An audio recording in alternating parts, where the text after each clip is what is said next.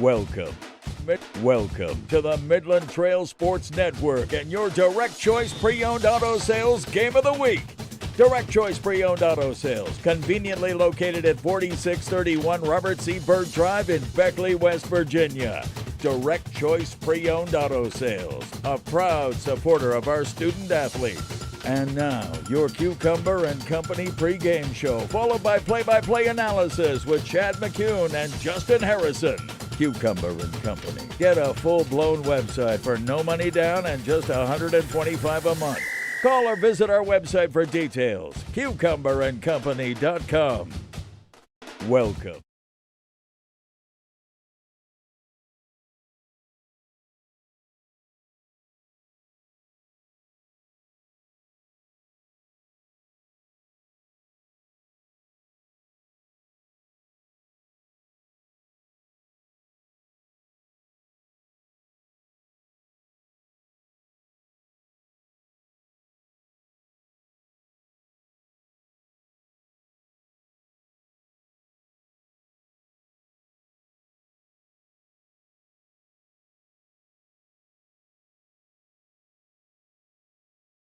Yeah, we're kind of reaching out some different platforms. Now welcome back to the Midland Trail Sports Network. As had a little bit of technical issues. We are coming to you live from Hico, West Virginia here at Roger Eads Field. Midland Trail Patriots playing host to the Nicholas County Grizzlies here in Week 6. We're coming to you live here on Facebook, YouTube, Channel 4, Channel 17 on Optimum Cable, as well as New River Network and all their Roku affiliates and YouTube channels.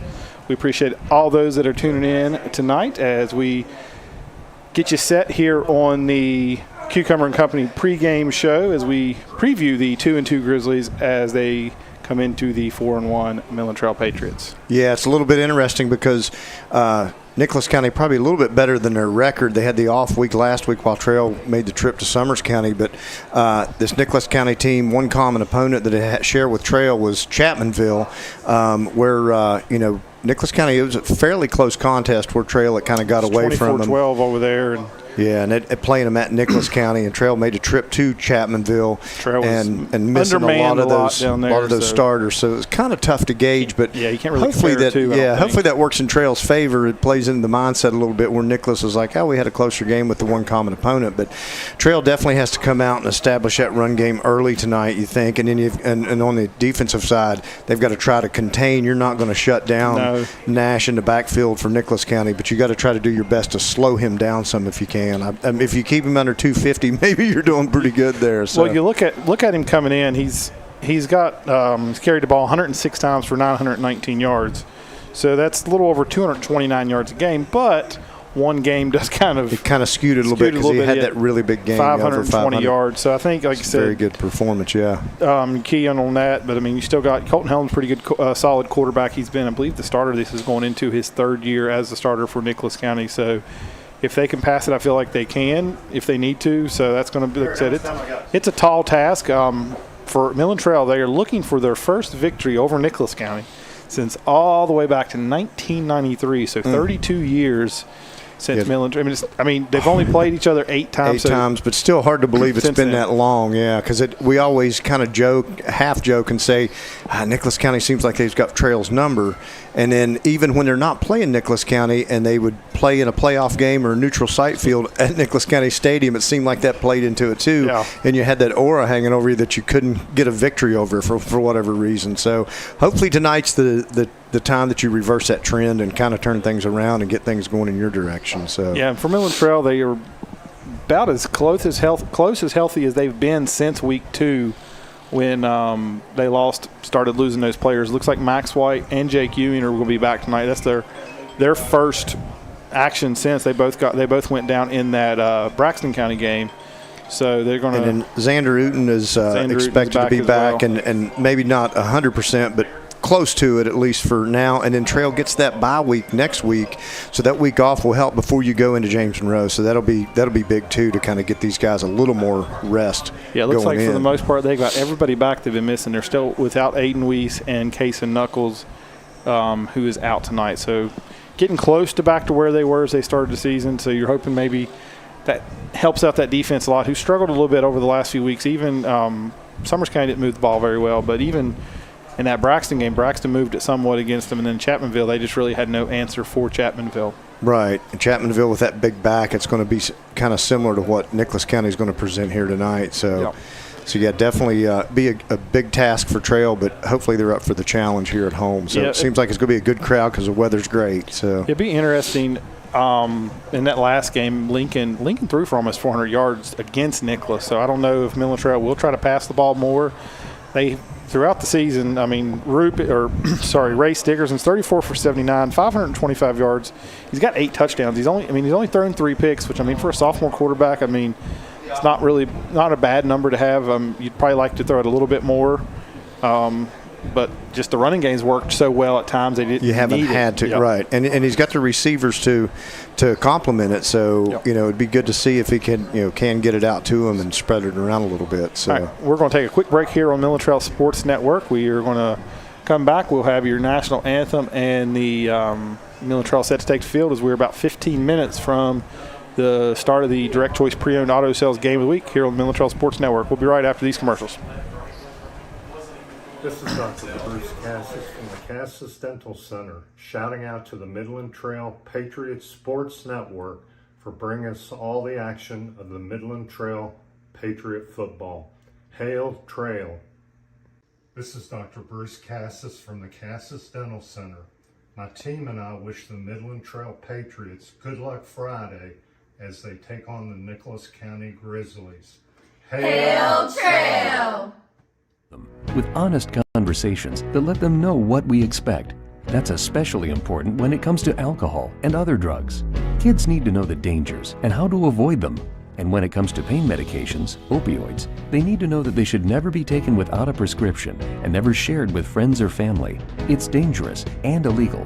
So talk with your kids, because when you talk, they hear you. Lighthouse Worship Center is a proud sponsor of Midland Trail Middle School and high school football and all of our student athletes. Lighthouse Worship Center, a Bible-based, Bible-believing church where we can learn together, worship together as we do life together with the direction of God. Lighthouse Worship Center, 1175 Smales Branch Road in Hyco. Call 304-658-3370. A proud supporter of Midland Trail Athletics. Southern Sons Demolition and Lawn is a proud sponsor of the Midland Trail Patriots. Southern Sons offer a variety of outdoor services such as excavation, lawn care and landscaping, tree removal, material deliveries such as mulch, stone, sand, and more. Serving Fayette, Nicholas, and Raleigh counties. Licensed and insured. Choose Southern Sons to bring out the potential for your outdoor oasis. Give us a call at 304-575-0050 or 304-658-8182. Be sure to like us on Facebook. Southern Sons, a proud supporter of your Midland Trail Patriots. Raynell Medical Center proudly offers school-based health and behavior health in many of our area schools. If you or your child needs health care or counseling services, please give us a call for more information. Raynell Medical Center, excellent health care right at home.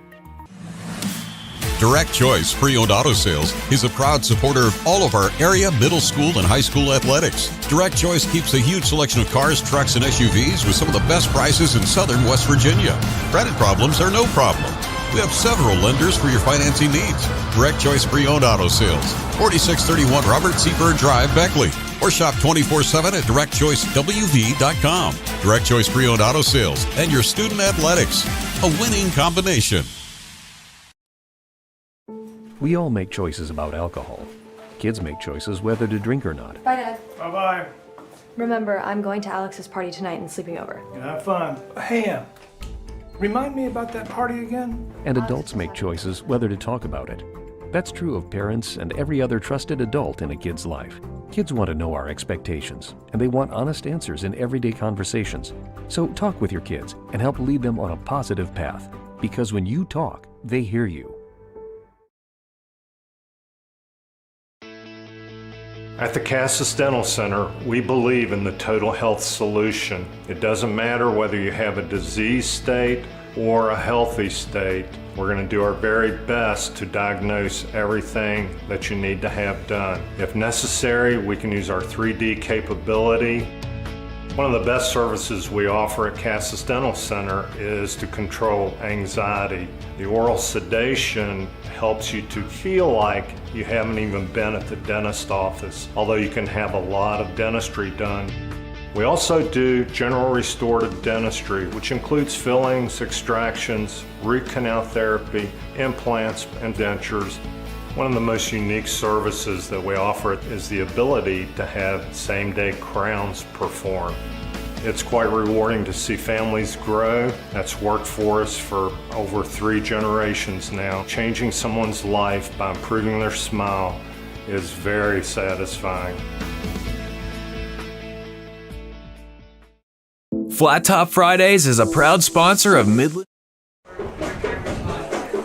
Welcome back to the Midland Trail Sports Network, as we are about 13 minutes or so from the kick here in Hico between the visiting Nicholas County Grizzlies and your Midland Trail Patriots.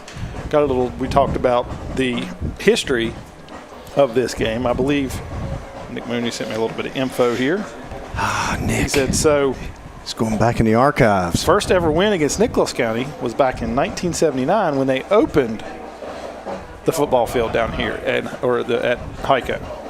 Okay. So they beat Nicholas 7-0. Then Midland Trail beat Nicholas County again in 1981 at their field with Bill DeLine as the QB, but can't remember the score. So I don't remember that one. Yeah, Frank Isaacs never beat Nicholas County. I know I did. We beat them our senior year. We beat them. Right. They almost beat us. They were like 0-3, and we went over there 4-0, and that was our 5th game of the season, and we ended up beating them like 20-12 or something. And they hadn't won a game, and they hadn't even scored a point yet. They'd been outscored like 180-0. And we went over there. And thought we weren't going to be able to get out there, and then we somehow. It might have been 20. It seems like it was 20-12 or something. What year? Okay, let's go. What were we talking? That was 90. 1990. 1990. Midland Trail beat Nicholas County, 20-12. Wow, I don't know how I remembered that, but it was. He's still returning interception for a touchdown in the West game. Also beat Nicholas in 1989. Because I blocked an extra point. Was that? You blocked an extra point to win 39-7? How do you block an extra point if they already had 7? I didn't remember. I couldn't remember that. That would have been here.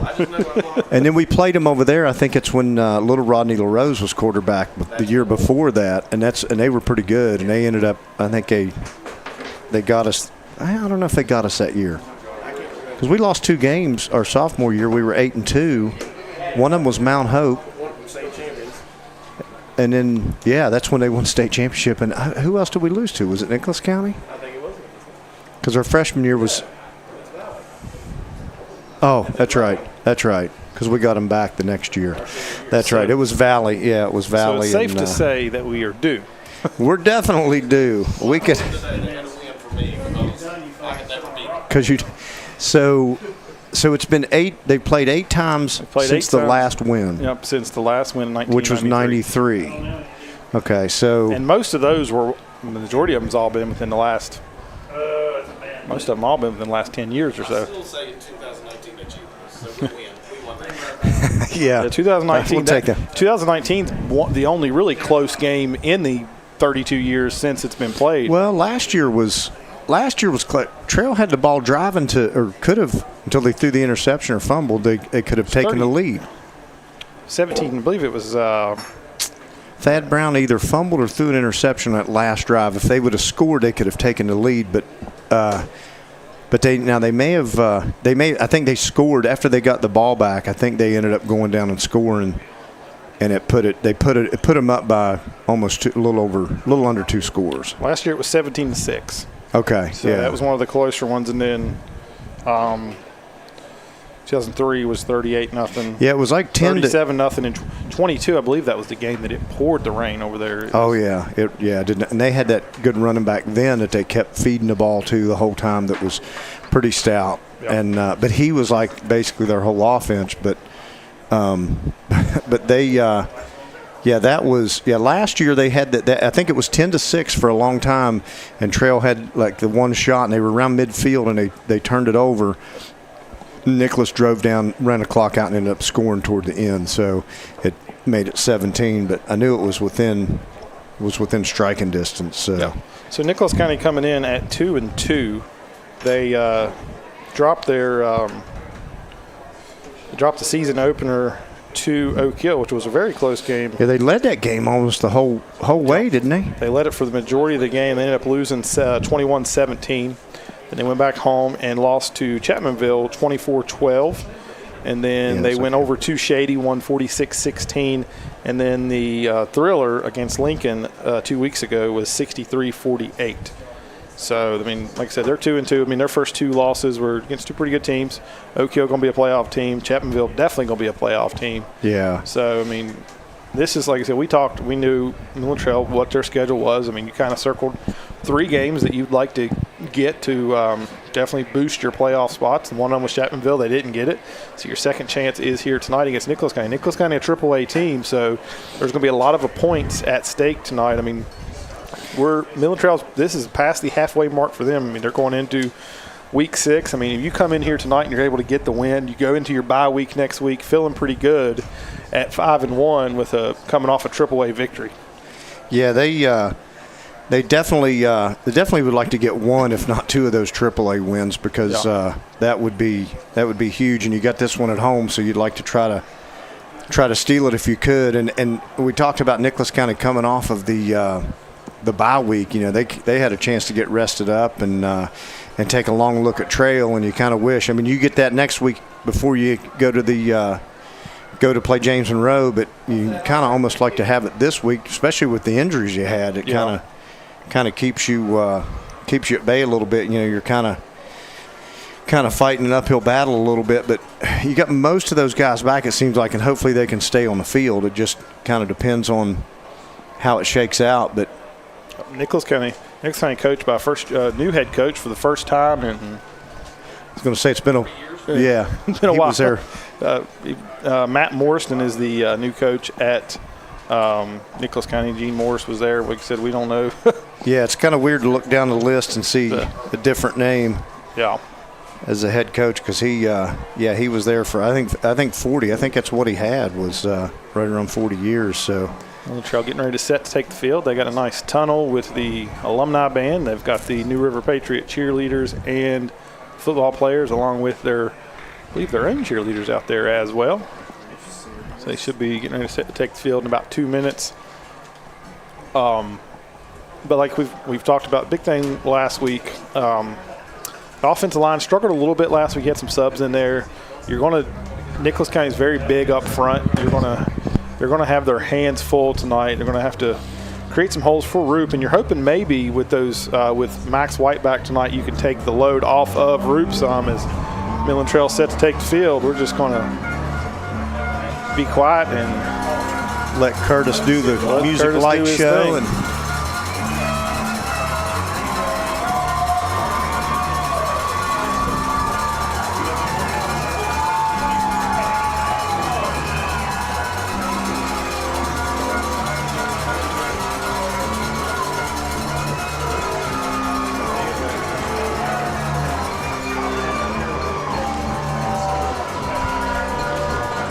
all right, so both teams take the field at about the same time, and you look for this thing to possibly get a little chippy tonight. I mean, we've talked about there's not many rivalries left.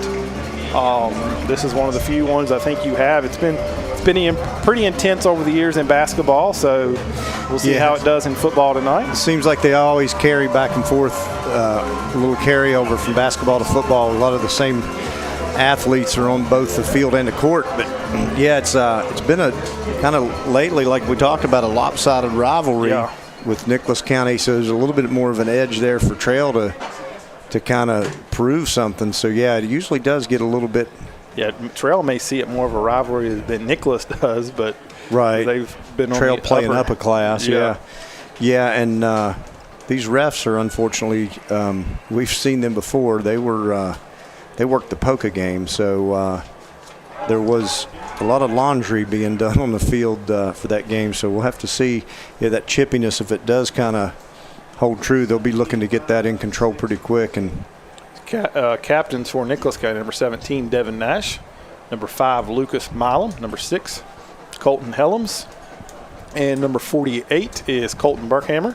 For Midland Trail, your captains Jake Ewing, dressed tonight, along with Javen Willis, Gregory Kramer, and Xander Uten. So you've got 2 of them out at coin toss that have missed the last few games. That weren't there, that was absent a couple of weeks ago, or for a couple of weeks. So anytime Midland Trail has won the toss this year, they have deferred to the second half.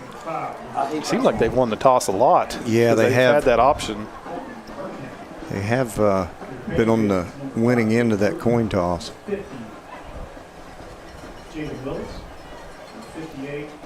Got a backup PA announcer tonight. Dan Uden setting in for he's got to be on his best behavior. Setting in for the famous Bob Dickinson that's out. He's not injured. He's not playing. He's not hurt. He's just he had a better offer tonight. He's built a lot of vacation PTO over the years.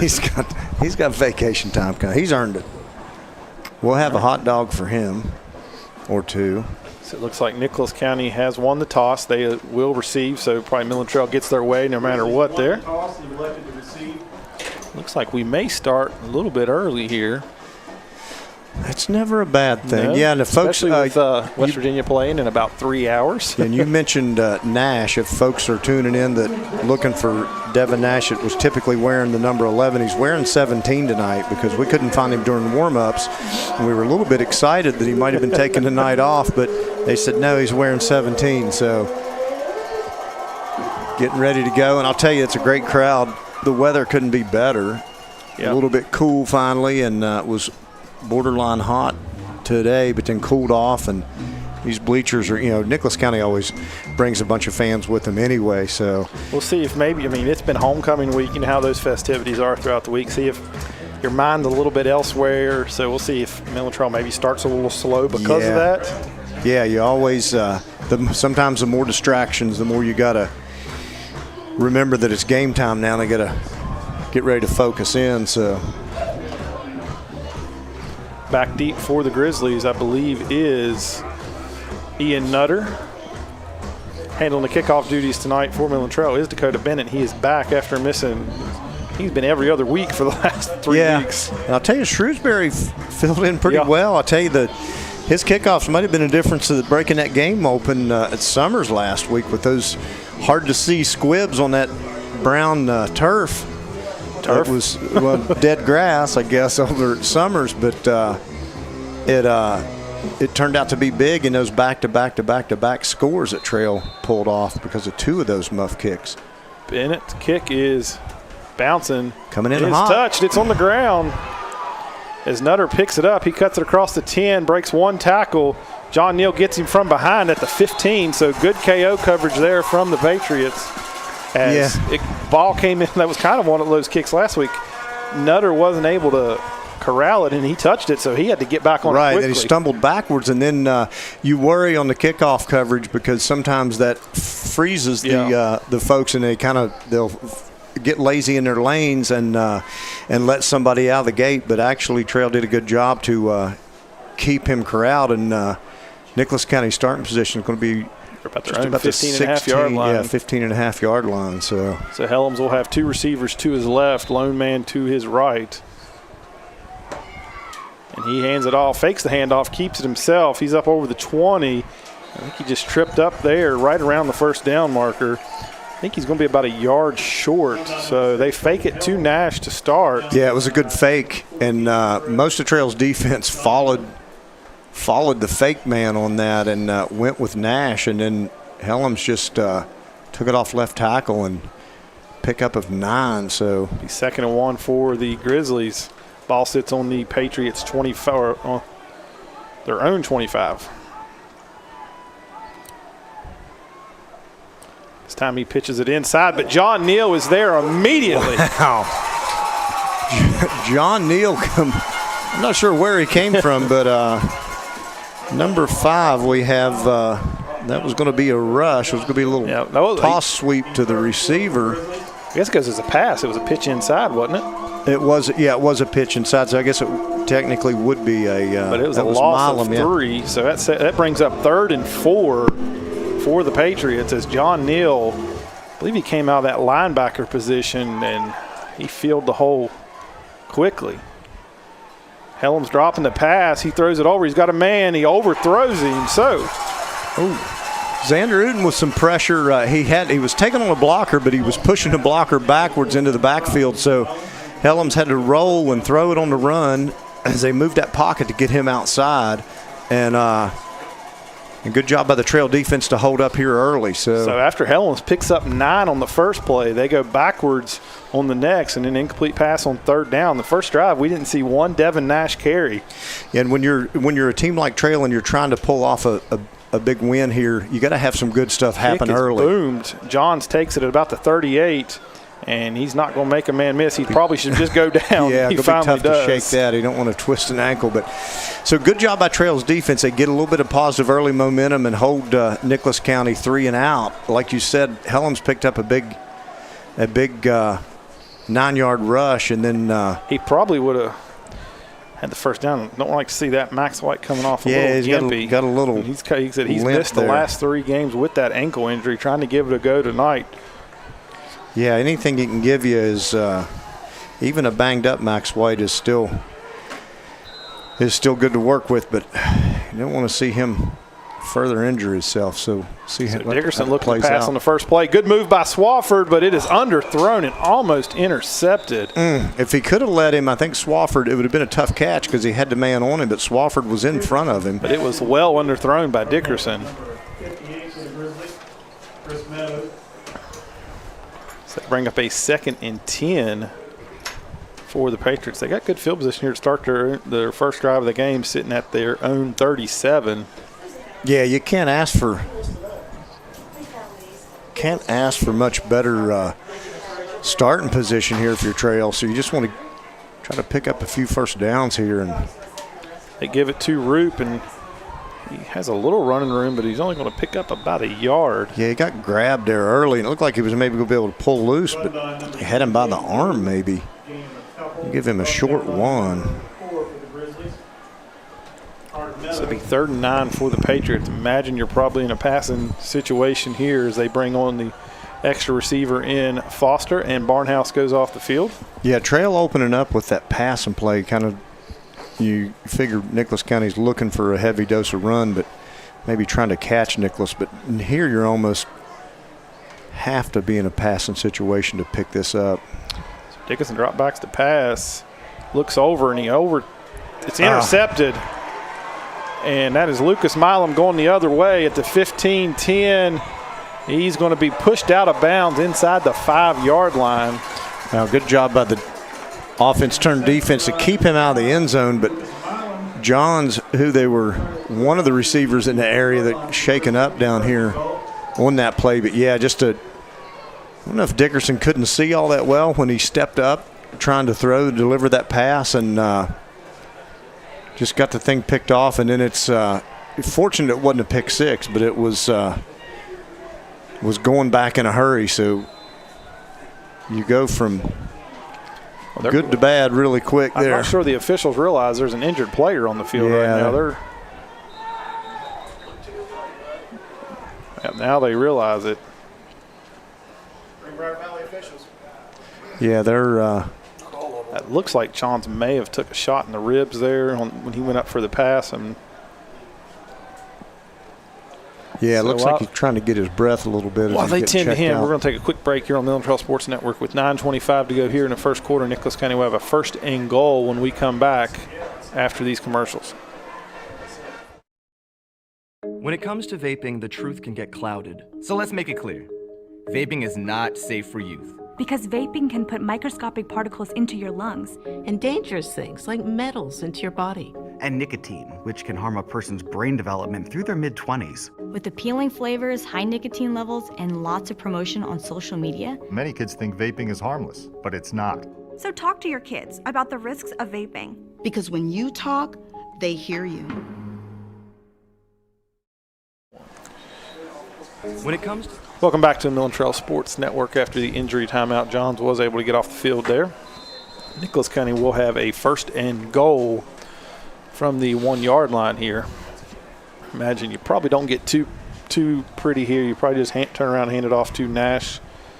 Yeah, you got to think this is Nash territory, so Trail's defense in a tough spot here. He's going to take a snap.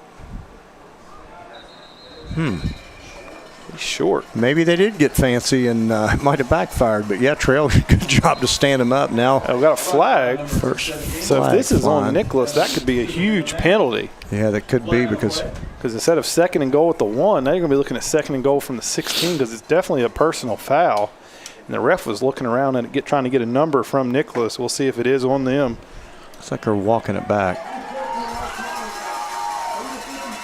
So it was on number 54, one of the linemen. 54 on a lineman, so he must have said something. Did something or said something, but it was in the scrum down there. We couldn't tell what was going on, but like you said, that's a huge break for Trail. Yeah, I mean, 2nd and goal at the 1. Now you're, second goal at the 16. 16, and now they're about ready to be forced into a passing situation here possibly.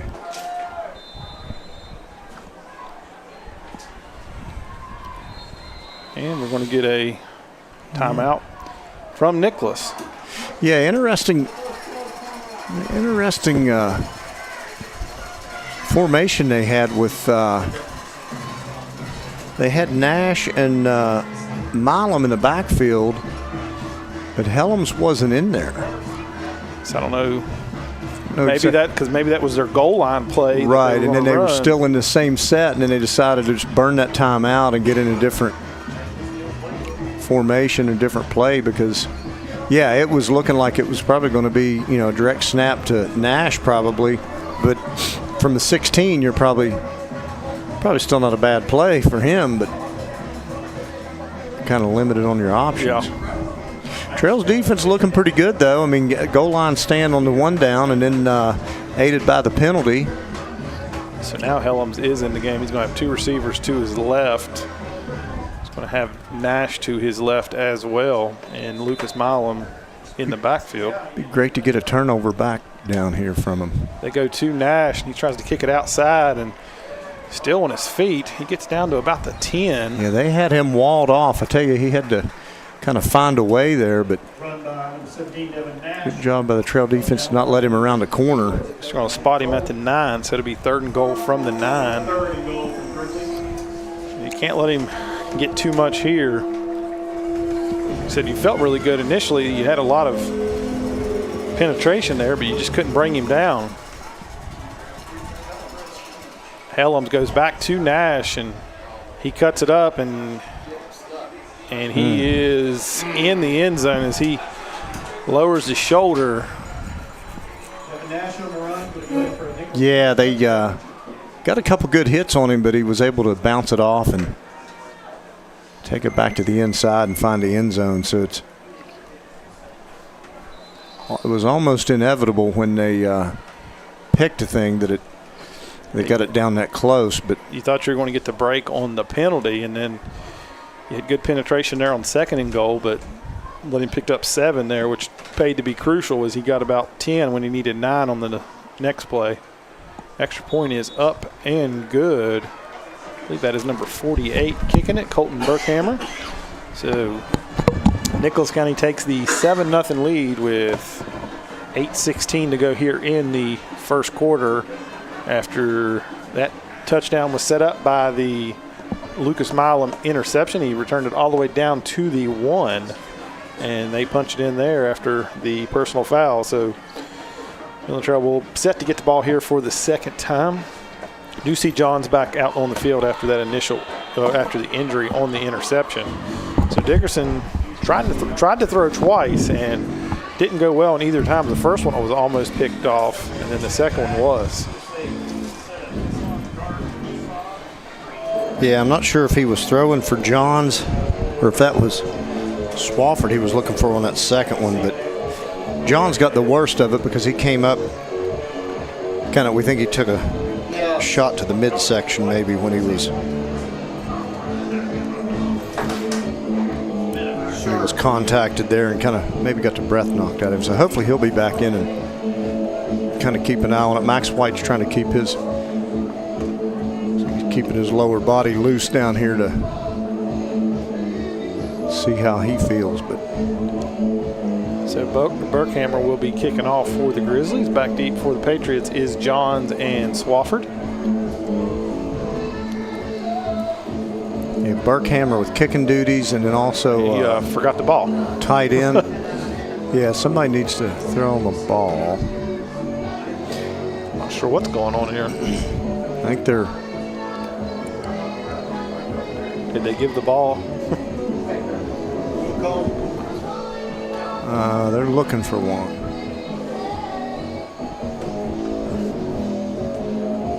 Well, they're looking. Should be their ball they would use, wouldn't it? You would think they would have. Did they give it to Midland Trail after the touchdown? Oh, maybe. I don't know. There's a. Let's see. We're going to the. Oh. Yeah, I think they finally found it. So I guess after the. Chris Vines had to go retrieve it for him. Yeah, I would have thought Nicholas would have brought one from their sideline for the kick, but maybe since Trail's receiving it, they're going to kick Trail's ball. Or did they give the ball to Midland Trail after that point after? Yeah, and then it was supposed to go to the kickoff tee. Yeah, that I think somebody, Nash might have took it, put it in a trophy case. Burkhammer's kick is deep. Swafford's going to take it about the 6. Need a spark the here. 15, 20. He stays on his feet, and he's pushed out of bounds just across the 25. So that's where Midland Trail will start their second drive. Yeah, Swafford's kind of wiggly on those returns. He can usually kind of wiggle his way through, but he got bounced around a little bit. Looks like they're going to set him up at about the 27. Trail will scrimmage from. So came out passing on the first play of the last drive. We'll see if they try to get that run game going.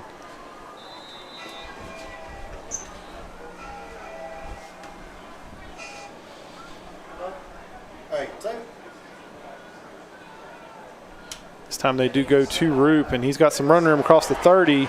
Brought down, he should have enough for the first down. They're going to spot him at the 38, so a pickup of 11. Give him 11, yeah, so Roop kind of found a crease there. The offensive line did a good job giving him some room, and then he did the rest to get up through there. So, yeah, if you're Trail, you just need to keep the chains moving here and put a nice drive together. Oh, and goodness. As we say that, we have to back up 5 yards, so I'm not sure who moved. Looks like they caught it on Swafford. Swafford leaving early, maybe. Trying to get a jump out there on the. But maybe, I'm not sure if that was going to be a pass play, but it seems like they are trying to mix the pass and run a little bit here and take a little bit of pressure off of Roop some. They do go to Roop and picks up about 3 yards there, so a little bit of penalty yards, but you hate to get behind the change there, especially on first down. Yeah, it makes it tough. It's already going to be tough going, and it's like you don't want to. You need to be focused because, like we said, these refs are. They've got the box stacked right now. Roop does try to get the edge. Breaks a tackle. Good job to keep his balance because it looked like he got a face mask. Yeah. What did he get there? About 17. Crosses midfield, and Trail's going to scrimmage from Nicholas. They are doing some tempo here, a little bit of hurry up. So good job by the offense. Keep it moving here. Go back to Roop. He runs into his line. He falls forward. He's going to get about a half a yard. He ran right into Caden Rose there. They're going to give him one. Yeah, Caden kind of was in a battle right there at the point of contact, and it was a stalemate, and Roop ran right up his back like you're taught to do, and there was nothing doing, but you give him one, so 2nd and 9. Dickerson goes back to Roop. Oh, he had a big hole there, but I couldn't see who came through. He had a looks like number avenue to run through. Trying to get a number. That was number 4, Carter Meadows, that came in. Yeah, they're going to give him a loss of a yard. So that's a tough one because, man, he had a lot of some daylight over there. So that brings up 3rd and 10. Ball sits on the Nicholas County 48. Yeah, let's and you don't have to get. I don't think you had to get it all. If you can get close, but you got the box stacked here. You should have man coverage on all your receivers. Take a shot. Dickerson rolls. There he is. He's got his man open. Foster. He's down the sideline. He pushed out of bounds at the 30-yard line. Aiden Foster. Good job, Foster. About 14 on that one. Well, no, a little more. Yeah, they got him out. 17 yards for Aiden Foster, and that was nice to see Foster. They were trying like crazy last week to get him in the action, and it couldn't quite connect. And this time he comes up big. Goes back to Roop. He's going to pick up a few yards. He gets across the 30. He's down to the 28. So give him 3 there. I'm going to give him 4. You're going to give him 4? I'll give him a long 3 3/4. So it'll be 2nd and 7, we'll call it. They go back to Roop. He's got some room around the edge.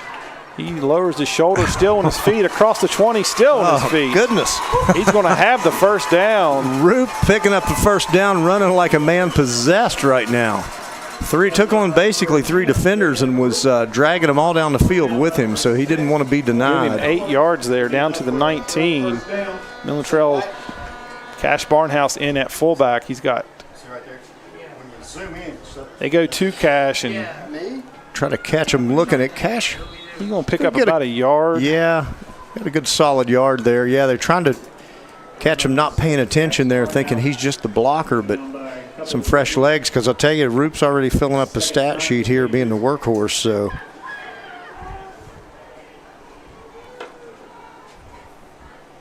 Trail's still moving a little bit quick. Oh, ball on the ground, but Dickerson picks it up, and that could have been a lot worse than it is. Yeah, that luckily it went for no gain, but yeah, you'd think you'd maybe get a penalty flag as much as they like to throw them, but that was kind of. And Roop is still down. I don't know what happened, if he's just. He gets up. He's good. So we'll be 3rd and 9. Yeah, I don't know about that extracurricular, but I guess, they'd blown the play dead. So let's just concentrate on picking up a chunk of this. Obviously, you're in 4-down territory, but you need to. Going to have to either burn a timeout, or we got an official timeout for something here. I don't know. Was it for the equipment issue, maybe? They're talking it over, but maybe they're going to reset. They'll have to reset the play clock, I would think. They do reset the play clock. Yeah, Dan or Mr. Keeney will take care of that. Or is Dan running? Dan's running the play clock. All right, man, Dan's doing. He's got so many hats on over there. I don't even know who that guy is under all those hats.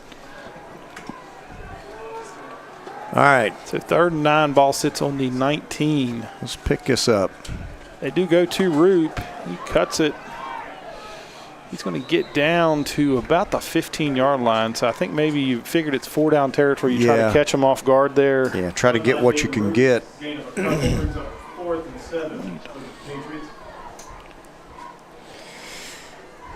Yeah, that like you said, they're stacking that box. Nicholas County's crowding the line of scrimmage and not necessarily daring Trail to throw it, but they are definitely committing a lot of resources to stopping Roop at this point. You do got man coverage over here to the left side. Dickerson throws it to Swafford. Swafford makes a catch inside the 5. Wow, what a great grab. And I'll tell you, he picked up a first down. He was hoping he'd get in the end zone. He thought he might fall forward into it. But nonetheless, huge pickup on 4th down by Trail. And they're going quick with tempo here to try to catch Nicholas County. Swafford just went up and got that ball. This will be 1st and goal at the 3. Not sure how many yards that went for, but. Give him about 12 yards there. I think they were about the 15. Foster runs on late there.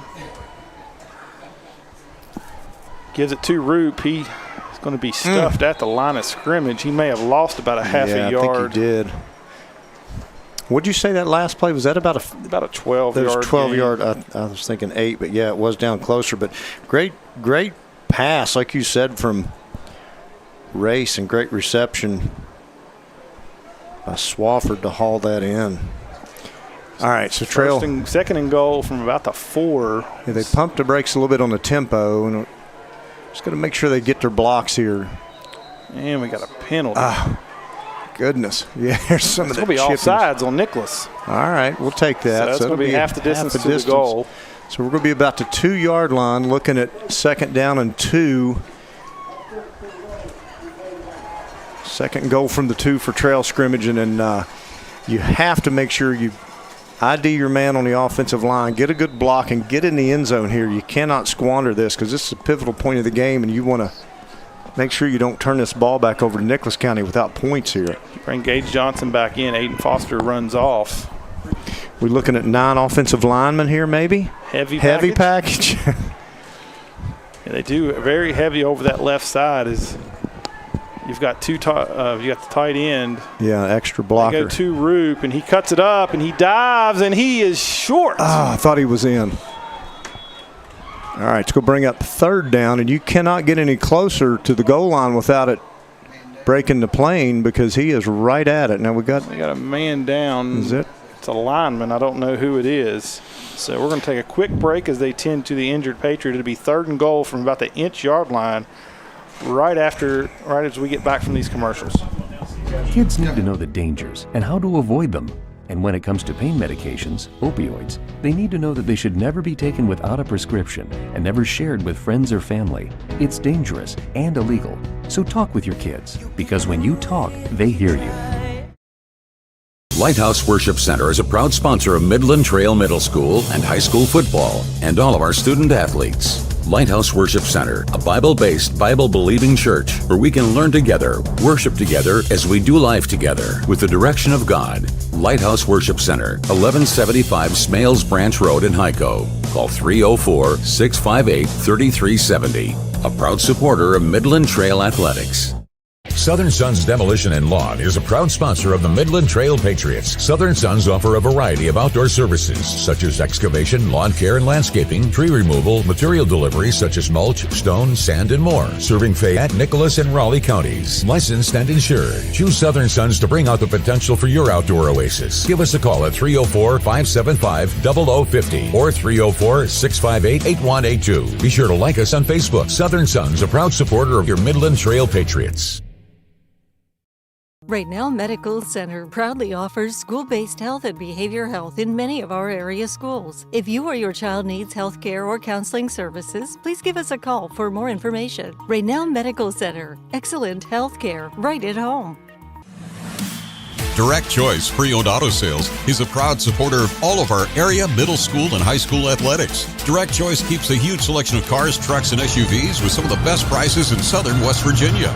Credit problems are no problem.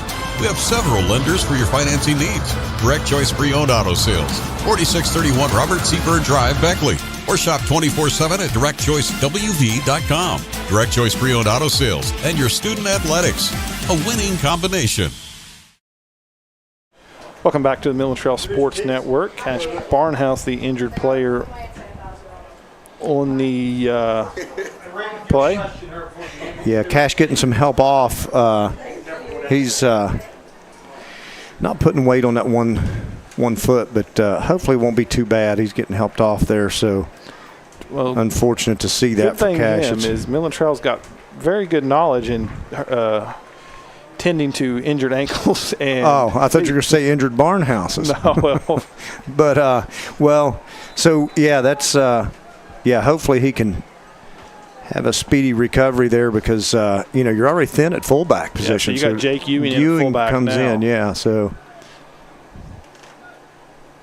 So third and goal from the 1 yard line, we'll call it. They go to Roop, and he's in for 6.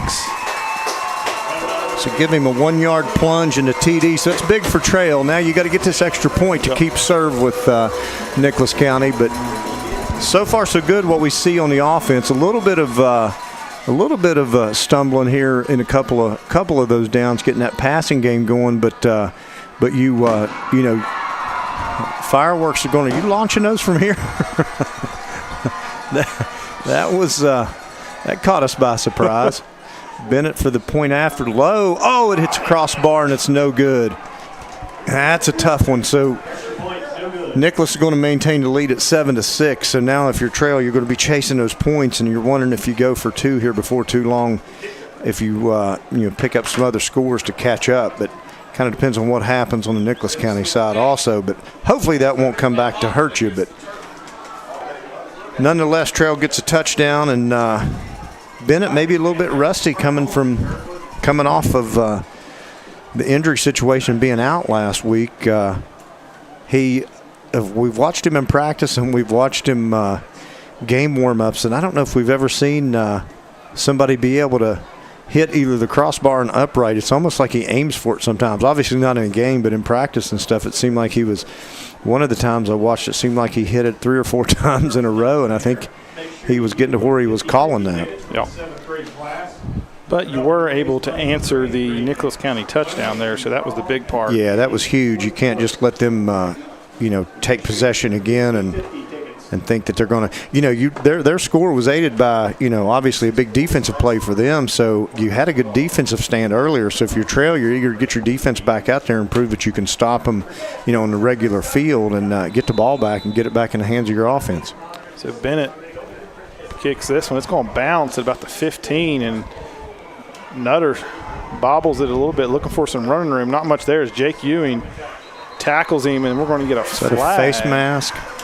Now they call the face mask. I don't know if it was or not. It looked like he got spun around. I thought I maybe saw something. Usually that's in a place where you get a block in the back call, but there's only a few things that the kicking team can do to get a penalty, and the face mask is one of them. So hopefully that's not what's forthcoming for Trail, but still waiting on the call from the officials. Decision.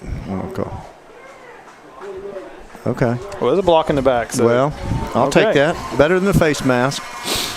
I can't see that good. Why was I thinking I saw? You think the worst, so that way you're prepared for losing 15 yards, and you'll back them up. So that's going to back them up to the 10. So, be a great place for a turnover. Yeah. So it'd be 1st and 10 for the Grizzlies. Ball at their own 10-yard line. They hand it off to Nash, and still going. I don't know. Still going. There was a lot of. He started to the right and bounced clear over to the left side of the line, but he had 6 Trail defenders hanging on him the whole time. But give him 4 yards there. He gets out to the 14.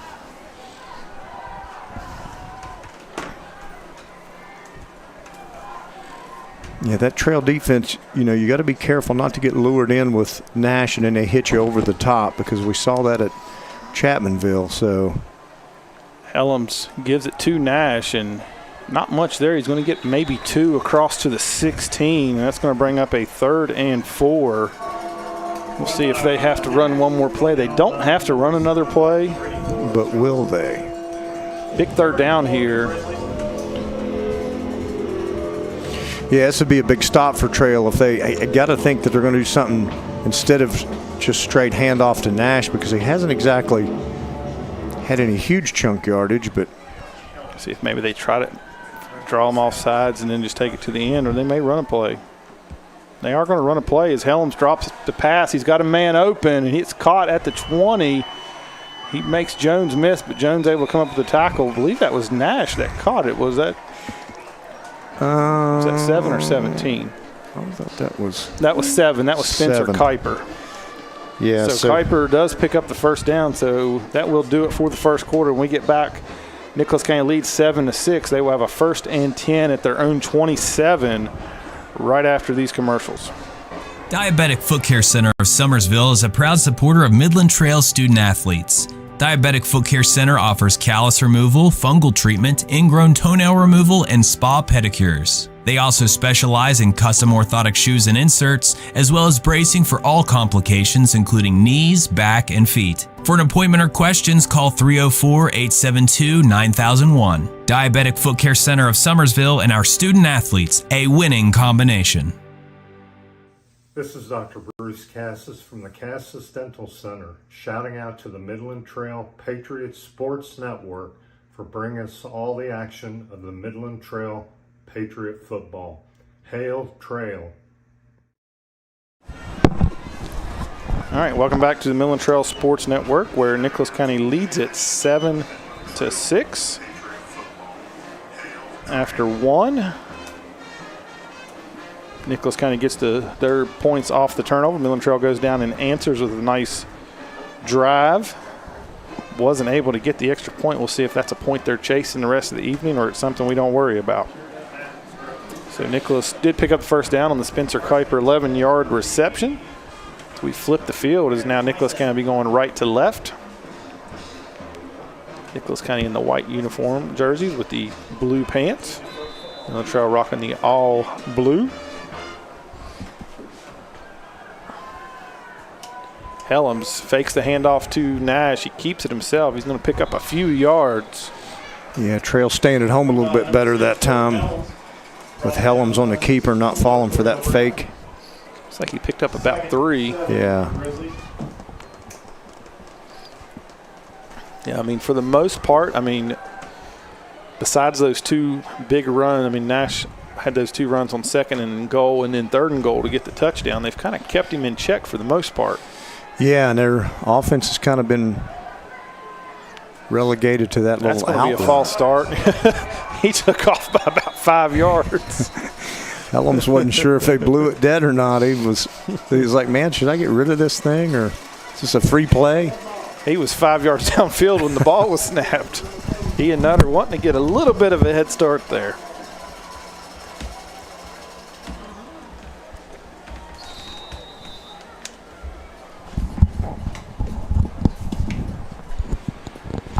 Brings up 2nd and 12 now for the Grizzlies.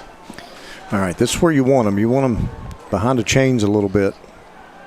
That defense play a little bit freer. Fakes it to Nash. He's dropping back to pass. He's got all kinds of time. He's going deep. He's got a man open, and it's just out of the reach of number 8, Ryer Odell. Odell had a step or two, and that was just through his hands. I don't know if he had a hard time locating it. I think Curtis Miller might have flickered the lights a little bit as that ball was hanging up, but it luckily went through his fingertips. Otherwise, he may be going in the end zone right now. So for Trail, this would be a good place for a stop and another turnover on downs because you got them 3rd and long and deep in their own territory. So let's hold up here. Helms dropping back to pass. He steps up to Gage Johnson he breaks the tackle, and then Max White brings him down for the sack. Max attack. If there's any question if Max's ankle's hurting him, it might be, but it didn't hurt him there. He said, I got the adrenaline to push me through, and I'm going to make this big sack. So they lose yards and go backwards. But good job there to the D-backs as they kept their – I mean, that's right, they had great coverage downfield. So Helm's going to lose – about 4 or 5 there. Yeah, on that. I'll give him a loss of 5 on that sack. Yeah, Gage had him dead to rights, and then he was able to twist loose, and he was still looking for somebody. But like you said, to their credit, the D-backs held up. And Midland Trail may have jumped here, I believe. Oh, nope. All right, we'll take that. Yeah, move it back. It must have been drawn off. So back him up another 5. It should only help Trail's field position. So as we see John's back deep. As you mentioned, he's recovered from being shaken up earlier he came on that back on. I think he only missed maybe a play. Yeah, it looks like he's full go now since he could be returning this punt. Hopefully he'll get a shot at it. Boomed. It's going to be bounces. Johns is going to Yeah, not too bad. Not too bad. Yeah, that was a tough decision because it was coming in hot. We were watching this punter at warm-up, and he was booming the thing. So not only distance, but good hang time. So and he kicked it away. See Max White still coming off a little. Not sure we'll probably won't see him much on offense. He's probably going to be defensive. Spot plays. Here and there, which came up big there with that sack. So good to see. So. Yeah, he's trying to gut it out a little bit as he's walking on the sideline here. You can see a little bit of a limp, but yeah, so Trail's offense back out on the field now, and got to try to build on what you just did. some good blocks up front and give Roop a little bit of running room. They go to Roop. He's trying to get the edge. He cuts it up inside, and he runs right into Caden Rose again. If he wouldn't be getting tangled up on his own blockers, I think he'd be seeing some more daylight. They're going to give him about 4 on that one. So I'd give him 5. You want 5? They're got him down to 35. I'm going. Don't short him. Okay. Yeah, I think initially that was Rose thought the play was going to be to the outside, but once he cut it back up inside. Jaden cut back to the inside, and then they were competing for that space. So 2nd and 5. They go back to Roop. He cuts it up. He's got the first down as he drags his man across the 40. He's just down driving to the 43. So give him 8 more.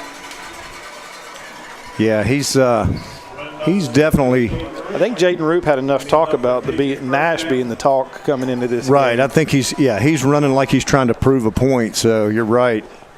A lot of talk this week about Nash after that 500+, and rightfully so. Yeah, he definitely deserved it. You carry the ball that much and you pick up that many yards, you're definitely in the talk. So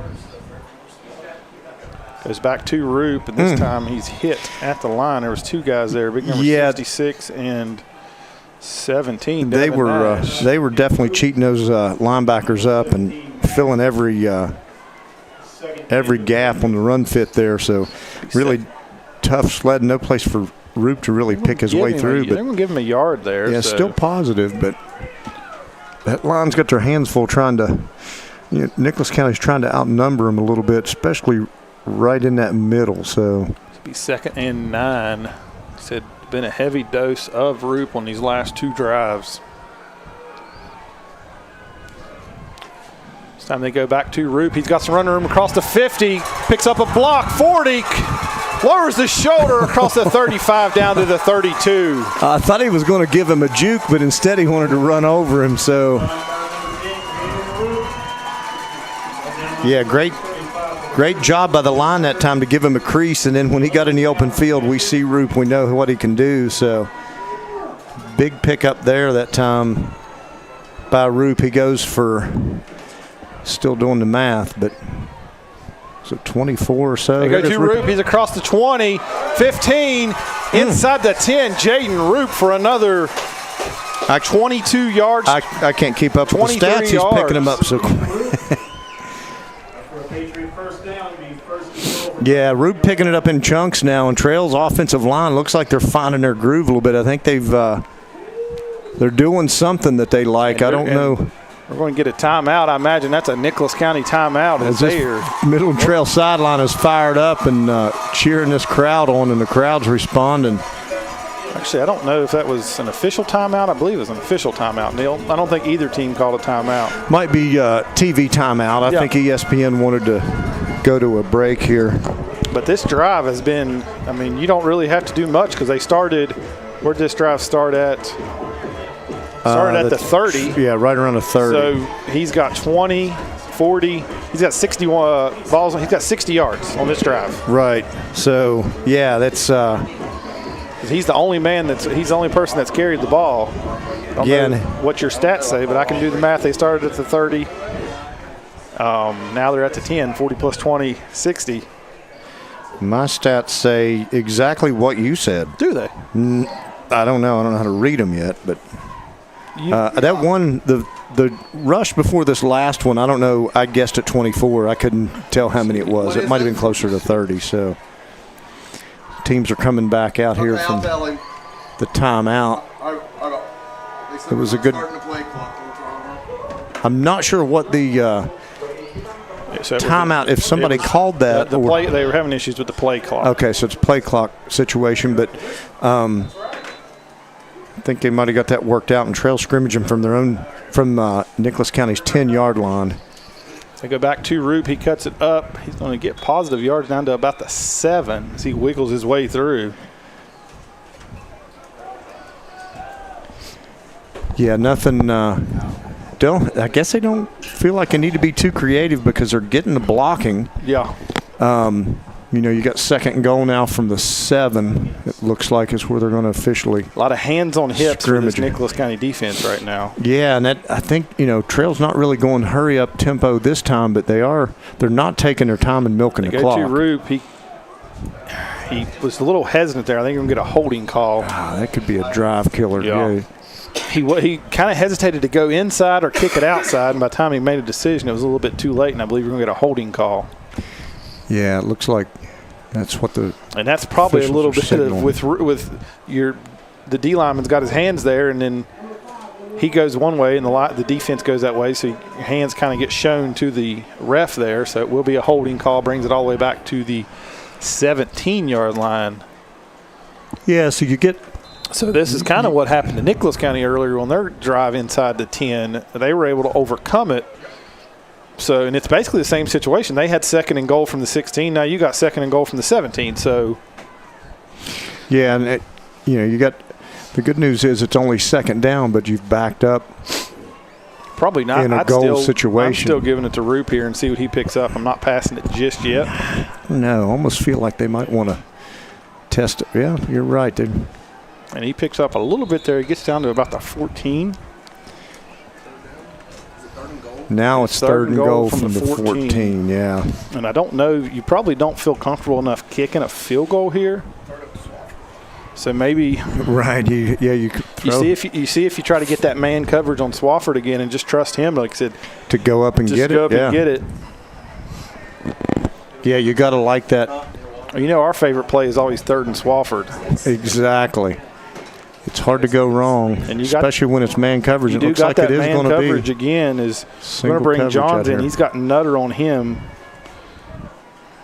Foster with man coverage over here, too. He's got Gage Johnson open, and Gage Johnson in the end zone, 4-6. Nice job by Trail offense.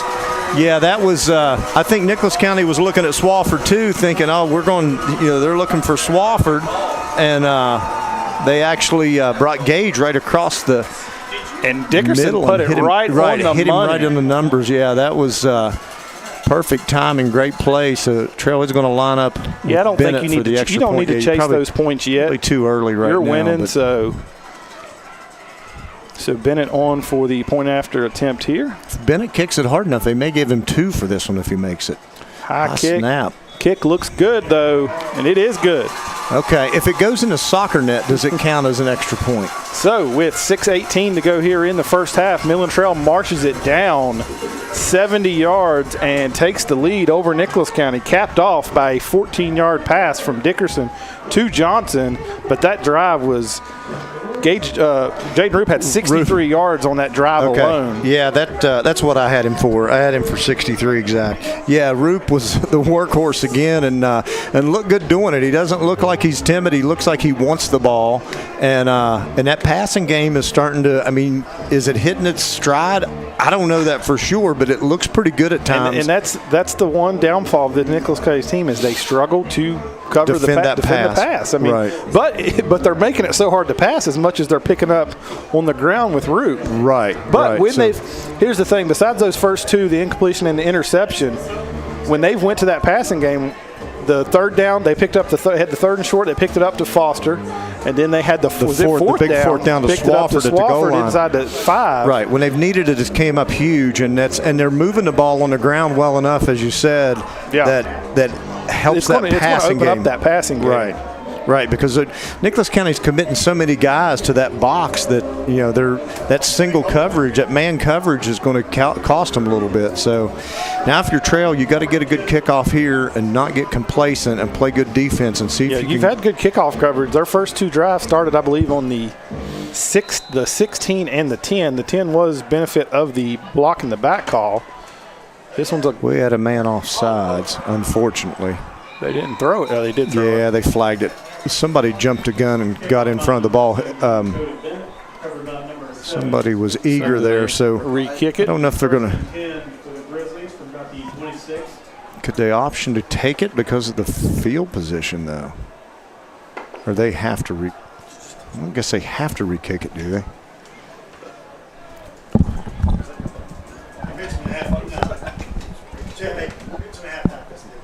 Yep, so stay tuned for the Dr. Bruce Cassius halftime show. We are going to take a quick break, but for those at home, we will not let you miss any of the homecoming festivities. We'll be back with those. What about our sponsors? Our sponsors will get their airtime, I promise. We love our sponsors. We appreciate all our sponsors, especially Bear Mountain Cabins and Campgrounds in Fayetteville and Sun Road Creations. So they are going to re-kick it. So they will re-kick it after much discussion. Yeah, that was some of their best field position they've had on a kickoff. Yeah, I was going to say they would have.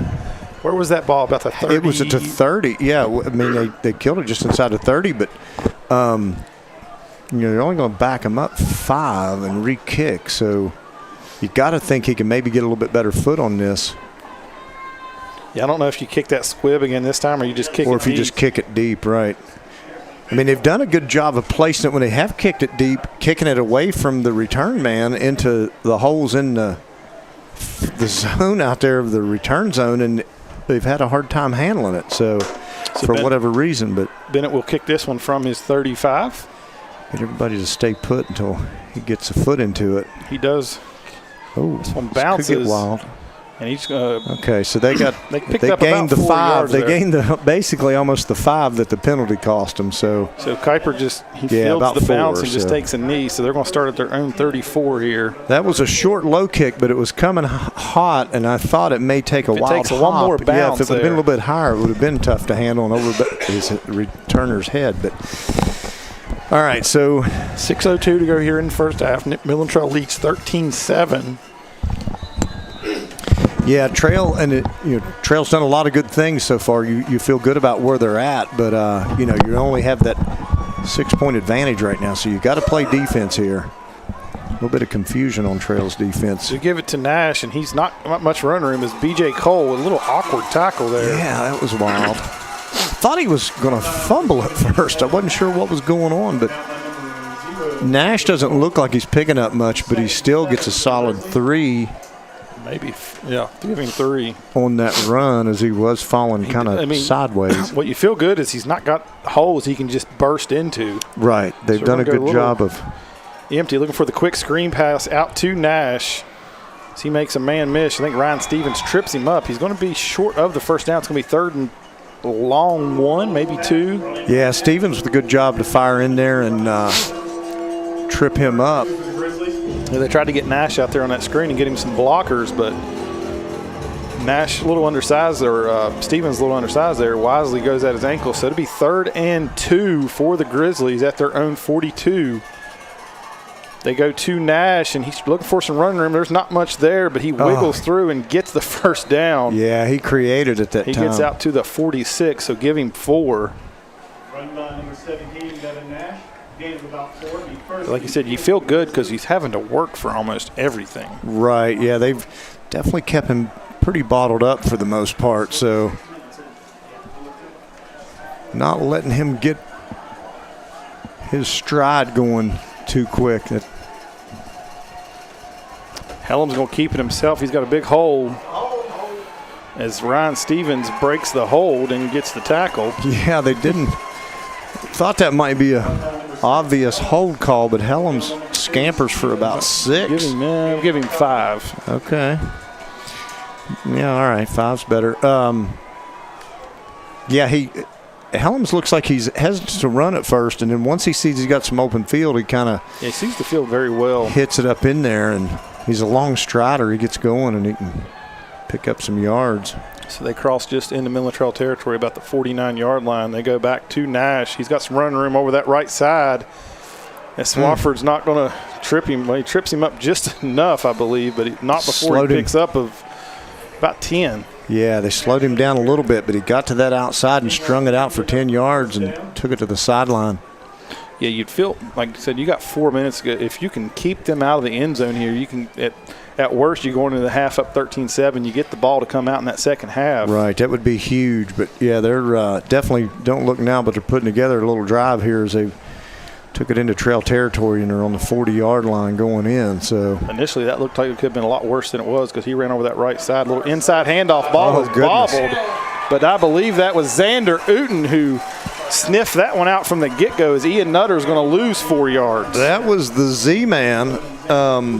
that shut that one down in the backfield for a loss of 3. There was a bobbled snap, and then it was like some kind of weird double reverse handoff deal, and Xander thought about taking the handoff himself. So it'd be second and 13. Who was carrying the ball? Ian Nutter, number 35. That was 35, okay. A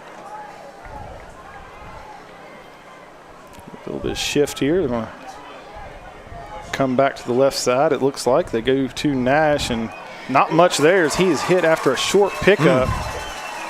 That was Xander B.J. Cole in there on the initial contact. He picks up 2, so that's going to bring up 3rd and 11.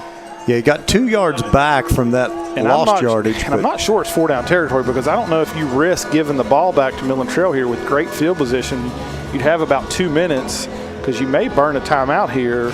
Yeah, you almost have to think that if they get anything at all, they'll probably go for it on 4th down just to try to keep it out of Trail's hands. But there'll be a Helms drops back to pass. It's got all kinds of time. He's got a man wide open. And it is caught 4-6 as that was Briar Odell who once again got behind his man. Yeah, not sure what happened in the defensive secondary that time, but somebody lost their man, and Helms had all kinds of time and finally just waited for him to come open and just heaved it down there. So Nicholas County ties it up with 2:27 to go here.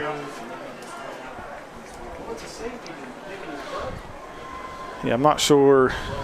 Like I said, you would think you'd have some safety help there on that deep pass there. Who was the receiver? Number 8, Briar Odell. And we're going to have a we're going to send Helms off the field for something, so you got your backup holder in. We'll see if that makes a difference. Maybe this could be the botched extra point to even things up for us. They're still calling for more either equipment or personnel. I think running another man on. I believe Devin, they run another man on. I believe that's Kuiper that's going to hold. Kuiper or Milam? Number 7, Spencer Kuiper. Okay. Kick is left, I believe. No good. No good. All right. So that worked out.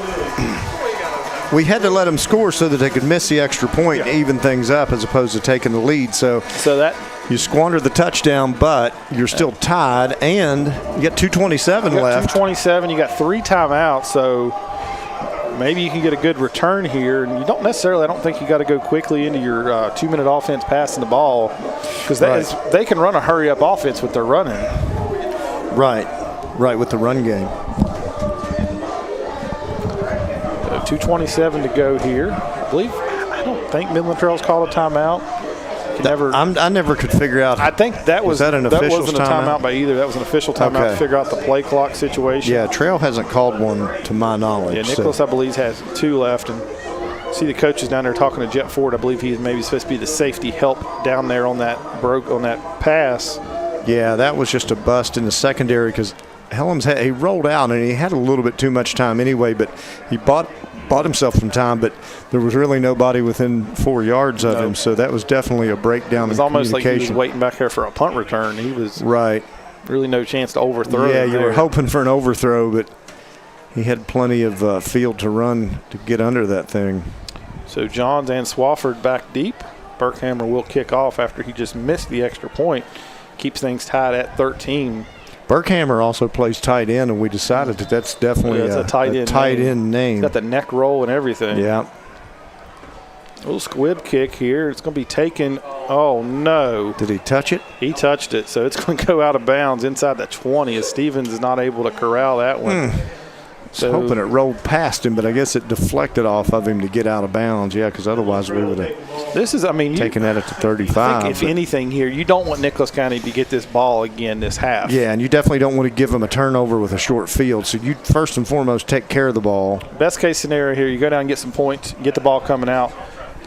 Worst case scenario, you just run time off the clock, and if you have to punt it. But you give them hardly any time on the clock. I think that's why you come out and run it here. You see what you pick up, and that kind of makes the decision. Nicholas County is probably going to look to call timeouts depending on what you do on this first down here. The official's going to call a timeout because race. Oh, now what do? You got we got an equipment blood.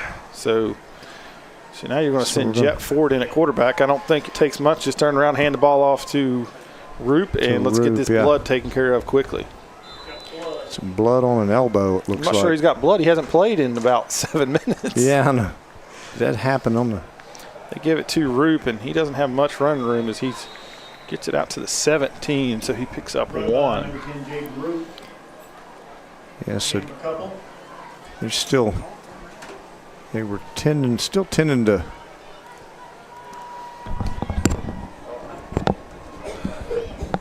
Let's see.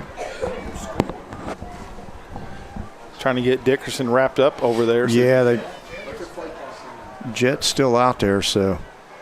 He hands it off to Roop, and he gets it out to the 20, so about to the 21, so it'll be about a 3rd and 5, 3rd and 6. Had a decent little hole there for a second. Looked like he might have a chance. 3rd and 6 for Patriots. So I think now you probably run this play clock all the way down. Yeah, a little surprised that Nicholas County didn't try to call timeout after Race is going to return. So worst case here, you're looking at Nicholas probably getting the ball back with just under a minute to go. I'd like to pick up this first down and just keep this drive going and keep the ball out of Nicholas County's hands. They go back to Roop. He looked like he was going to get loose for a second. He's going to get it to the 23, and Nicholas now does call a timeout. Yeah, I thought, surprised they didn't call one earlier, considering how deep Trail was in that territory. But so here's what I do. I mean, you go punt, but I'm going hard count here. Is you want to try? Right, a 5-yarder would give you a first down and let you milk this clock. So 1:02 to go here. A pretty even game so far. If you're Trail, you feel like, man, we should probably have a lead right now. And if you're Nicholas County, you probably think the same thing. So Nicholas County will have one timeout when they get the ball back here. Hopefully this injury with blood wasn't anything major with Race. I guess that was his throwing arm, but I don't know if it... I believe it was actually his left, I think. Okay, was it? And I wonder if he, just took a face mask or something and cut it, but must not have realized it. Must not have realized it, because like I said, he was when he got back in, maybe the ref spotted it or something and blew it dead and told him to get it checked, so get it taken care of. Stay tuned with us for the Dr. Bruce Cass's halftime show. We'll take a quick break, and we'll be back with the homecoming festivities as a announcement of all of our attendees and the homecoming king and queen and the winner, I guess, of the homecoming cup. The cup. That's a big cup down there. There's also a couple trophies down there. I don't know what the other one. Maybe the Powder Puff Trophy. Oh, it might be. All right, if you're Trail, take care of this thing and get it out there and get a good kick. And nothing crazy on this return. No penalties. You want to play clean.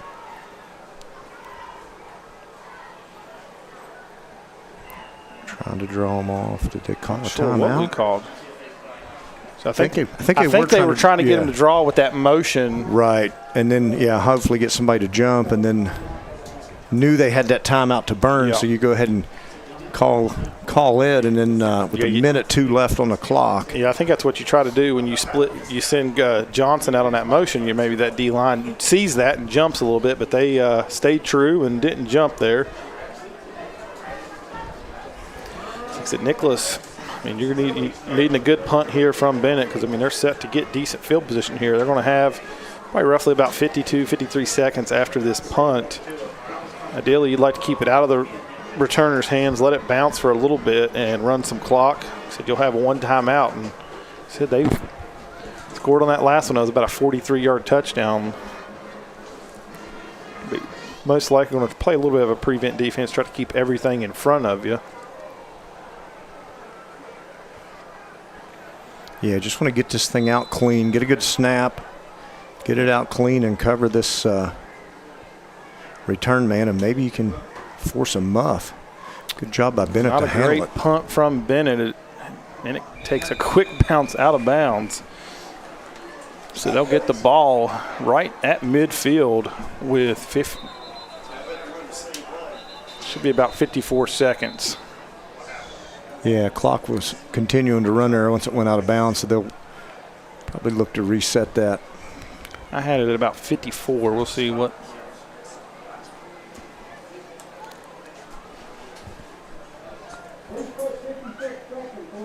56. 56. They're giving them a 2 more seconds than it should have been. All right, so they're Nicholas County scrimmaging from midfield, the ball right at the 50-yard line. And you got to think with striking on that last touchdown play that they're going to look to go deep, throw again. it deep, or maybe they look, they think Trail's looking for that. Are they going to a little delayed draw here, try to catch them off delayed guard. draw to Nash possibly. They're going to split Odell and Kuiper out to the right. You don't got any safety help here. They're out on an island again. He's got him again. He's got Nash wide open. And he goes out of bounds at the 30. Yeah, so they pick up 20 there quickly to Nash. So he just kind of came just snuck out of the backfield like a little bit of a wheel route and wasn't nobody within 10, 15 yards of him. Yeah, they gotta have some safety help deep there so that they don't let him get out of bounds too, which was huge. Right, stop the clock with 48 seconds left. Helms rolls to his right. He's under pressure. He throws it all the way across the field. That's got to be intentional grounding. He was in the pocket. Yeah, he's not outside the tackle box. So there's no way that's not intentional grounding. And I don't even know if it got back to the line of scrimmage. They're talking about it now. So reaching for the flag. He's reaching for the flag. No flag. I mean, he's right. Line of scrimmage. Don't know if we agree with that. Yeah, that should have been a penalty, but nonetheless, second and 10. Helms dropping back to pass. He's got some pressure, and he's going to be brought down by Xander Uten. Ball comes loose, but he's able to recover it. Zan man. And clock is running. Yeah, clock is running under 30 seconds. Nicholas still has only got that one timeout. One timeout. They're hanging on to it. They're trying to get the receiver, ran back to the line of scrimmage to get lined up. So if you're Trail, you got to get your defense set here with 17 seconds. Helms drops back again. He's got all kinds of time here, but he rolls to his right. He's still rolling. Still looking for somebody. Rolls back to his left. He's got a man wide open in the end zone. And we do get a penalty. What is a penalty flag? Trail coaches are clapping and pointing like it's against Nicholas. Was he across the line of scrimmage possibly? I didn't think he was. Probably had to be across the line of scrimmage. Yeah, he must have been as he stepped forward. So that's But he just probably the bad thing is he took 20 seconds to throw that ball, so now there's no time left on the clock. Yeah, he had a guy open for a little bit, and then he had another guy streaking, and then Trail recovered because he took his time getting up there, but once he let it go, I think he had stepped across the 30, which was the original line of scrimmage was 33. Yeah, so he was definitely across by a yard or two. So at least they got that. I don't even know why you're asking you want to accept it or decline it, because I mean you don't want to accept it and continue the drive. I mean, right. We decline this one when we get to the half. I think he may have actually called an eligible man downfield. I saw a little tap on the head. There was a lot of chaos going on. So the clock did run out on that play? Out. Okay. All right, so there's a lot going on there in the last few seconds of the half, and so that will do it. They're going to decline the penalty. We'll see what the official call is. It is an eligible man downfield.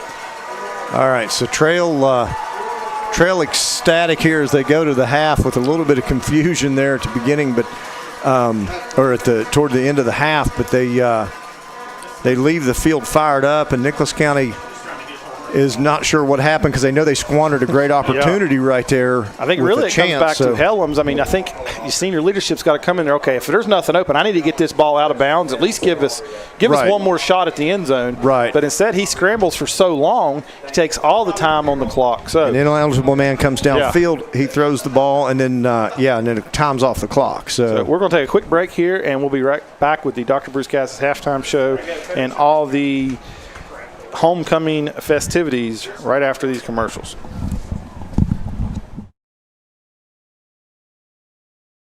It's time for the Cassis Dental Center Halftime Report, brought to you by Dr. Bruce Cassis. Visit Cassis Dental Center at 138 Lively Street in Fayetteville, West Virginia. Schedule an appointment today by calling 304-574-0424 or online at www.cassisdentalcenter.com. Street in Fayetteville. Flat Top Fridays offers regular cuts, specialty cuts, straight shaves, and much more for all ages. Call or text us at 304-640-3725 or 304-237-0251. Flat Top Fridays, a proud sponsor of Midland Trail High School and our student athletes. In the ever-changing world of website design, the things that people need, the things that people look for, those website norms, they're ever-changing. In many organizations, we're getting to where we don't necessarily have specific departments internally to do those things. When you hire a Cucumber Company, you get that internal team feel. You get experts that are within hand's reach. So whether you're looking at a website project, videos, audio-visual support, I highly recommend Cucumber Company. We all want our kids to grow up safe and healthy, so we show them how, and we tell them with honest conversations that let them know what we expect. That's especially important when it comes to alcohol and other drugs. Kids need to know the dangers. All parents, families, alumni, and guests to Midland Trail High School as we celebrate Homecoming 2025. We would now like to recognize those students representing Midland Trail High School for the homecoming court. Our freshman attendant is Nevaeh McGraw. Nevaeh is the daughter of Michelle and Aaron McGraw of Victor. Nevaeh is on the Midland Trail softball team. She is a member of the Fellowship of Christian Athletes and serves as the secretary for the freshman class. Following graduation, Nevaeh plans to attend college and study cosmetology. She is being escorted tonight by Philip Beveridge, the son of Anna Yarber and Thomas Beveridge of Anstead. Philip is a member of the Midland Trail baseball and wrestling teams and is a member of the Fellowship of Christian Athletes. He also serves as president of the freshman class. He wants to get a degree in engineering to become an electrical engineer.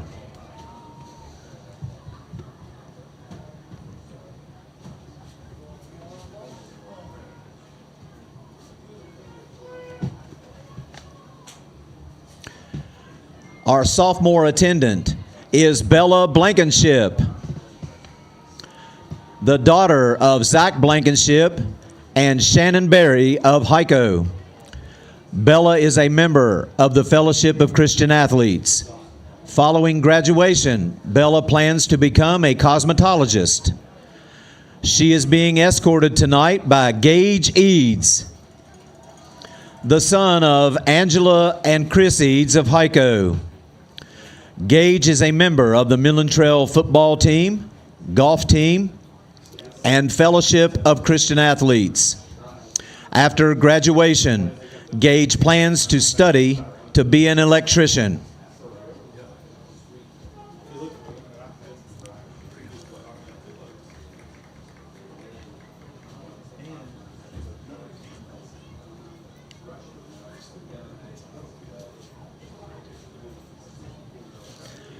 Our junior attendant is Aubriana Spencer, the daughter of Carolyn Legg of Hico. Aubrey is a member of the Midland Trail Cheer Squad and the 4-H.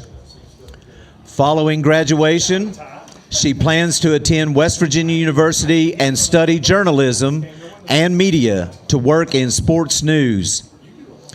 She is being escorted tonight by Josh Morton, the son of Tony Morton and Tim Mitchell of Victor. Josh attends the FET Institute of Technology. Following graduation, he plans to attend a trade school and become an automotive technician.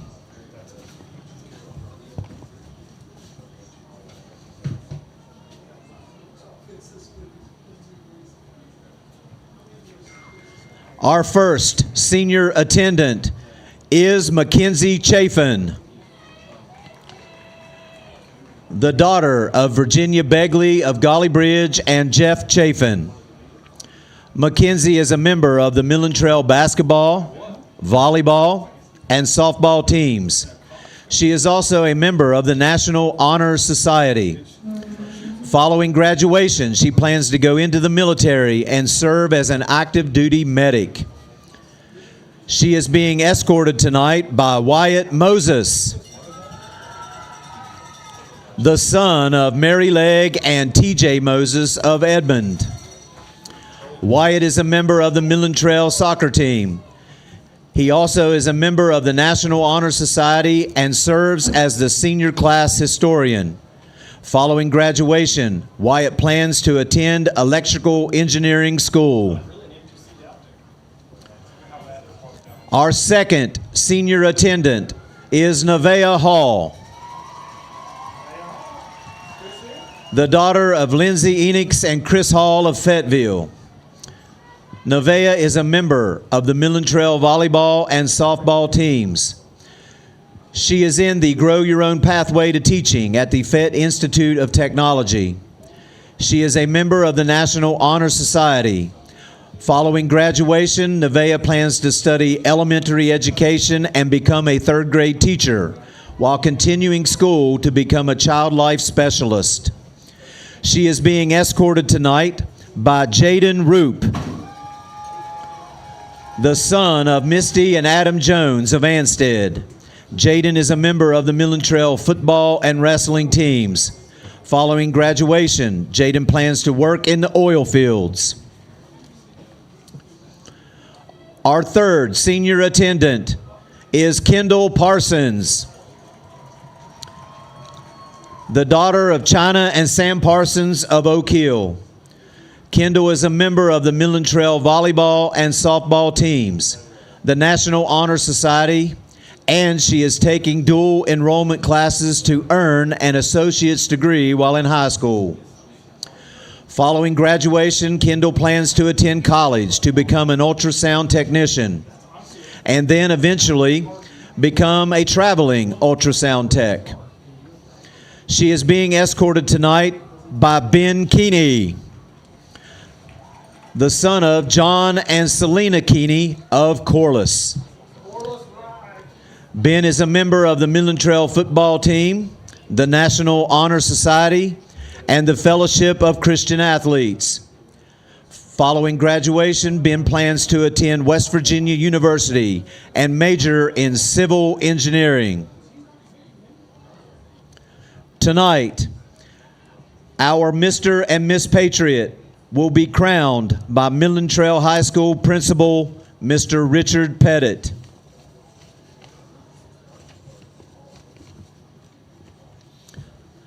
The Midland Trail High School Mr. Patriot for 2025 is Mr. Jaden Roop.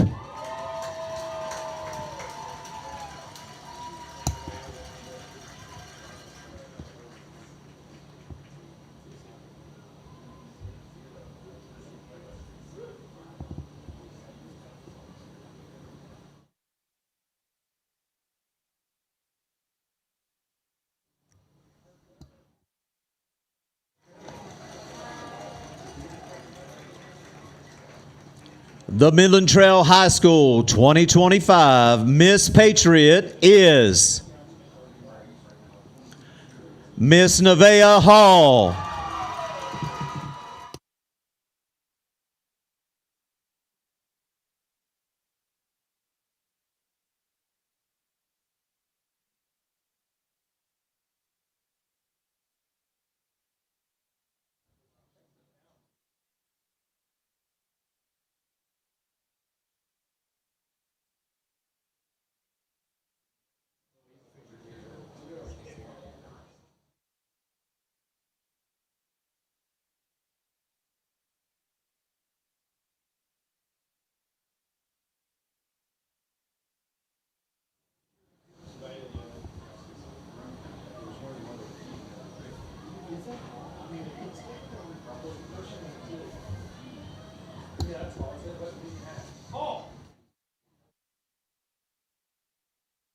Congratulations to all the members of the 2025 Midland Trail High School Homecoming Court.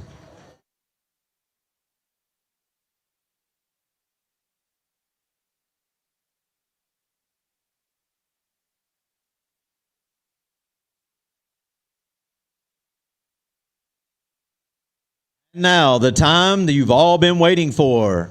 It is time to announce the winning class of this year's Homecoming Cup. Our Powder Puff football winners was the seniors.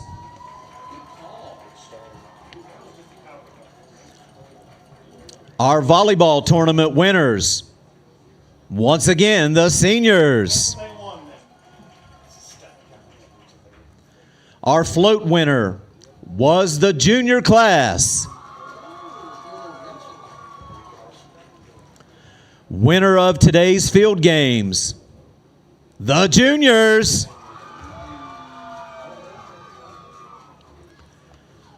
Winner of today's spirit stick, the seniors.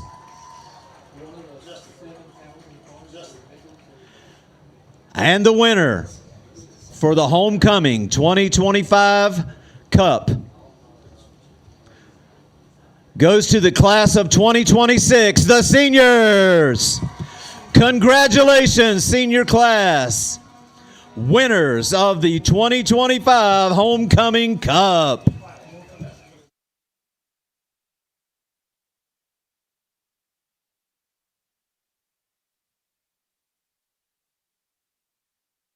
'70, a proud supporter of Midland Trail Athletics. Southern Sons Demolition and Lawn is a proud sponsor of the Midland Trail Patriots. Southern Sons offer a variety of outdoor services such as excavation, lawn care and landscaping, tree removal, material delivery such as mulch, stone, sand, and more. Serving Fayette, Nicholas, and Raleigh counties. Licensed and insured. Choose Southern Sons to bring out the potential for your outdoor oasis. Give us a call at 304-575-0050 or 304-658-8182. Be sure to like us on Facebook. Southern Sons, a proud supporter of your Midland Trail Patriots. Right Now Medical Center proudly offers school-based health and behavior health in many of our area schools. If you or your child needs health care or counseling services, please give us a call for more information. Right Now Medical Center, excellent health care right at home.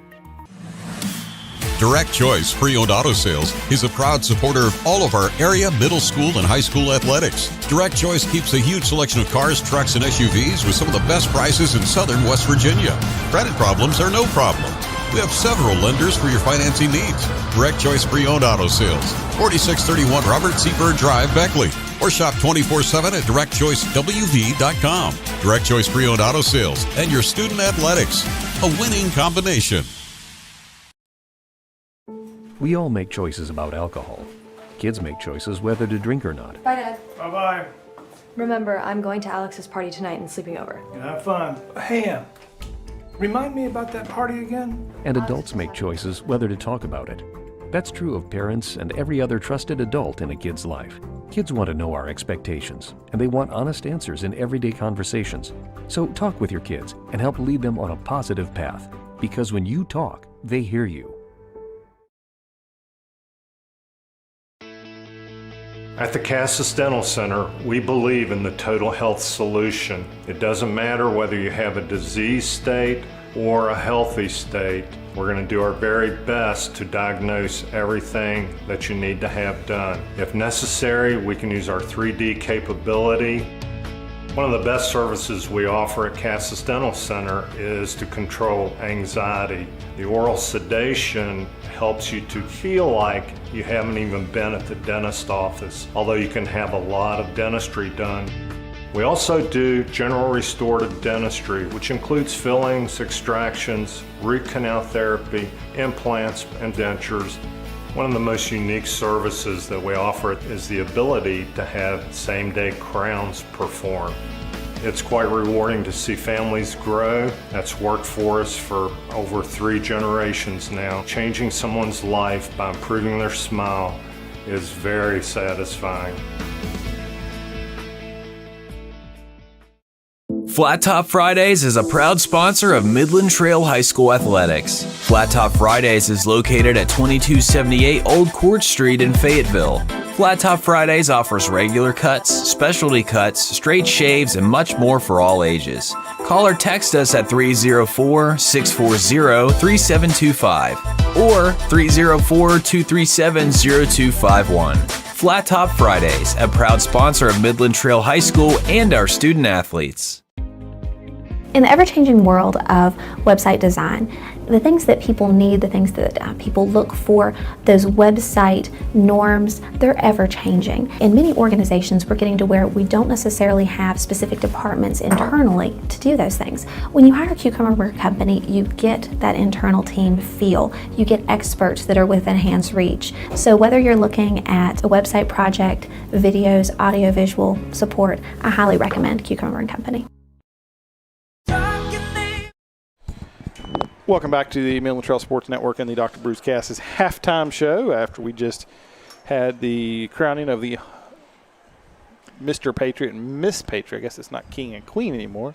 Your Mr. Patriot was none other than Jaden Roop, and your Miss Patriot was Nevaeh Hall. So congrats to them. And the seniors won the Homecoming Cup as they about clean sweep on everything except they didn't win the float. Right, the juniors came in on the float and the field games, field day or whatever it was. Right, the that went to the juniors also, but it wasn't enough to carry the day for the seniors. Ended up prevailing overall to win the cup. That's quite a elaborate it's a big trophy. Yeah, it's big. So and it's not plastic. So where we're at now, it is 13-all. Even though the scoreboard says 0-0, doing all kinds of things right now. Yeah, so. they're rebooting a scoreboard, but it is 13 apiece, tie game, and it's been tight, and it's been well played. Not a ton of penalty flags, a few costly ones, but for Midland Trail, they don't have. I'm trying to think of. They had the holding penalty inside the 10. Other than that, they had a false start. I think they did have a false. I think a holding and a false start was all they had. I think it was just two penalties. Yeah, so pretty well played half for Trail, and we other than that, the interception that raced through early. He's looked very good since in the game. He's looked So you got a little bit of stats here. We'll start with Nicholas. Yeah, so Nicholas County, as far as, Nash has been two other ball carriers, Helms and then the number 30. Ian Nutter. Both carried. Helms had two positive pickups, one for 3 yards, one for 5 yards, but he had a -5, and then Nutter had a -3, so they basically netted 0 yards between them. So all their positive yards, not to be surprised, came from Nash in his rush, and he's rushed 19 times for 42 yards. So Trail's defense has done a really good job to keep him in check so far. We'll find out if he's one of those backs that gets stronger as the game goes on, or if they can kind of lean on him and maybe keep him contained and keep him under wraps. But nonetheless, that was nine rushes, 42 yards. I think I said 19. Yeah, it was 9 rushes for 42 yards for Nash. So he really hasn't had a whole lot of opportunities too. And like you said, his biggest runs, he had a 2-yard run, his second to last run, a 10-yard run second to his last run, and then he had a 9-yarder for the touchdown in that first quarter. But receiving, Helms has thrown it around a little bit.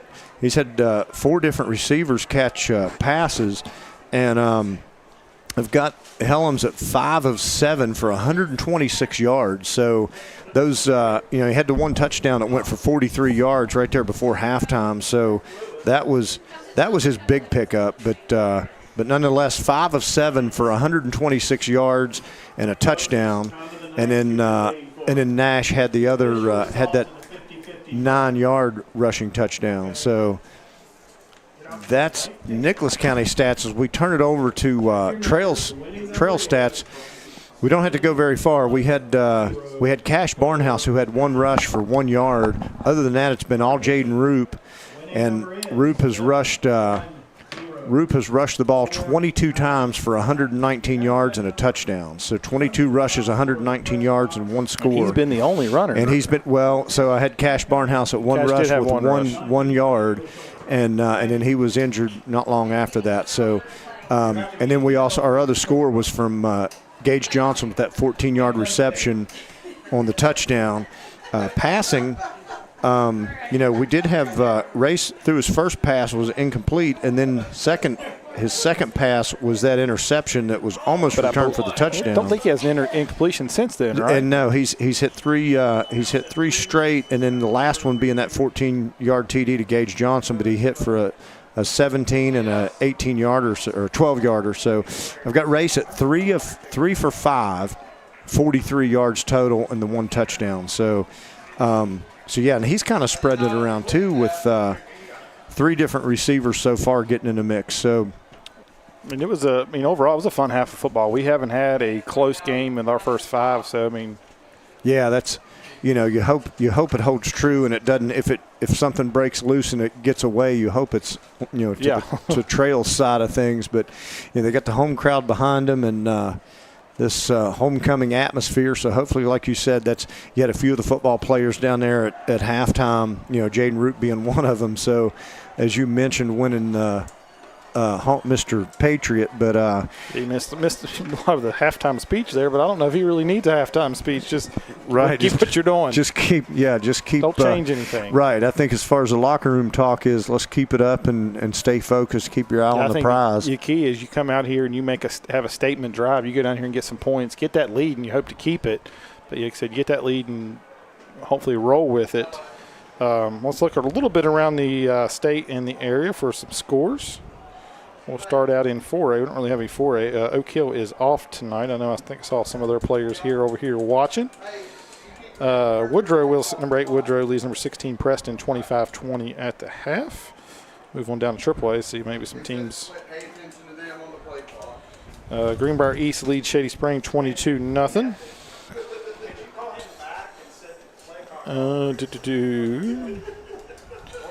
Number 15 in AA, Roane County leads number 17 AAA Ripley 30-15 in the 4th. Number 18 Wayne leads Lincoln County 9-3. Move on down to AA, where we may see some more familiar names. Boy Shane Shockey up at Petersburg looking to go to 6-0. They got the game of the week. They host number 8 Doddridge County. They lead Doddridge County 7-6 in the 3rd.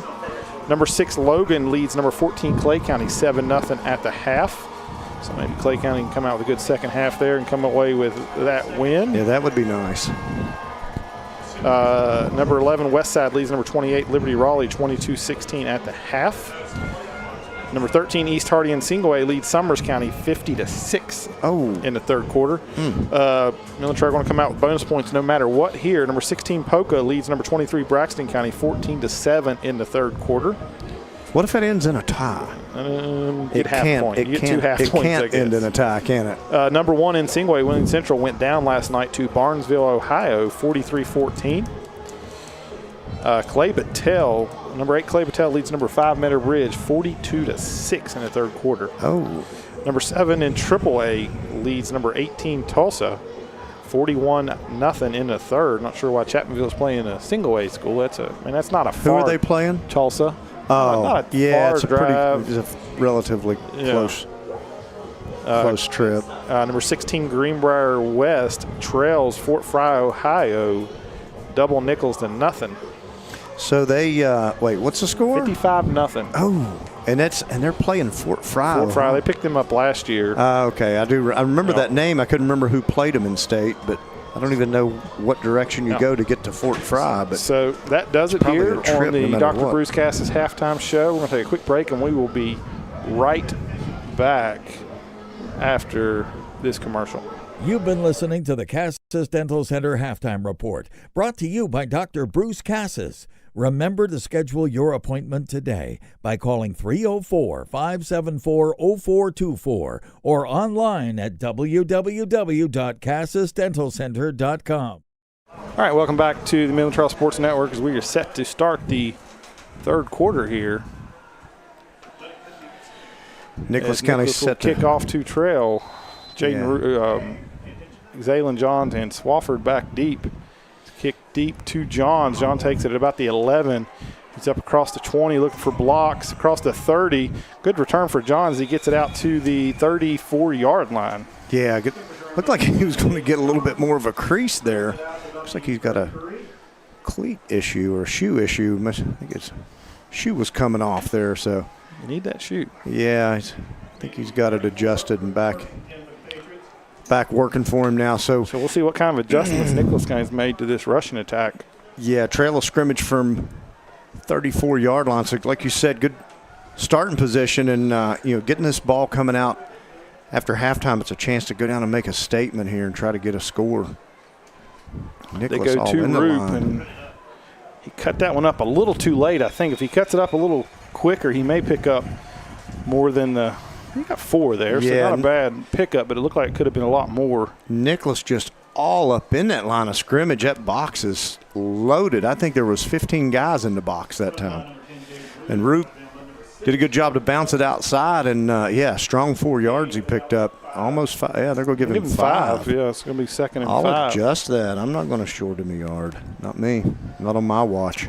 I gave you props. Last week you only shorted him 3. You had him at 97. I believe the official stat book had him at 100. Oh. That time Roop does whatever he can just to get back to the line of scrimmages. Yeah, that was snuffed out quickly. I think they're going to sell their soul to stop Jaden Roop in this run game. Yeah, I think they're basically going to say, well, if you're going to beat us in the second half, it's not going to be Roop. You're going to have to beat us with Dickerson's arm. Yeah, we're going no gain there. Almost. Or Dickerson's legs. We've seen him do it a few times this year, maybe not as much as we'd like. Right. If they look to roll him out of the pocket, you wonder if they would possibly do that. So 3rd and 5 for the Patriots. Ball sits on their own 39. They need the 44 to keep this drive going. Going to have 2 receivers to his left. He's got Gage Johnson in at tight end. He's got Gage Johnson open, and I don't know if it was underthrown or a great play by Devin Nash. Yeah, I just tipped that ball just enough. And otherwise, I think Gage was going to he had set down there. I think he was going to have it, and you were going to pick that up. But tough break that time for Race as that one. Yeah, Nash just came diving in there and made it probably a first down saving. Yeah, there was a lot of traffic play there. in there, but he spotted him and had him. Hopefully Bennett can get a little bit more on this last one. He kicked that last one to the sideline. Only the second time we've seen Bennett tonight. Another low snap, and this is.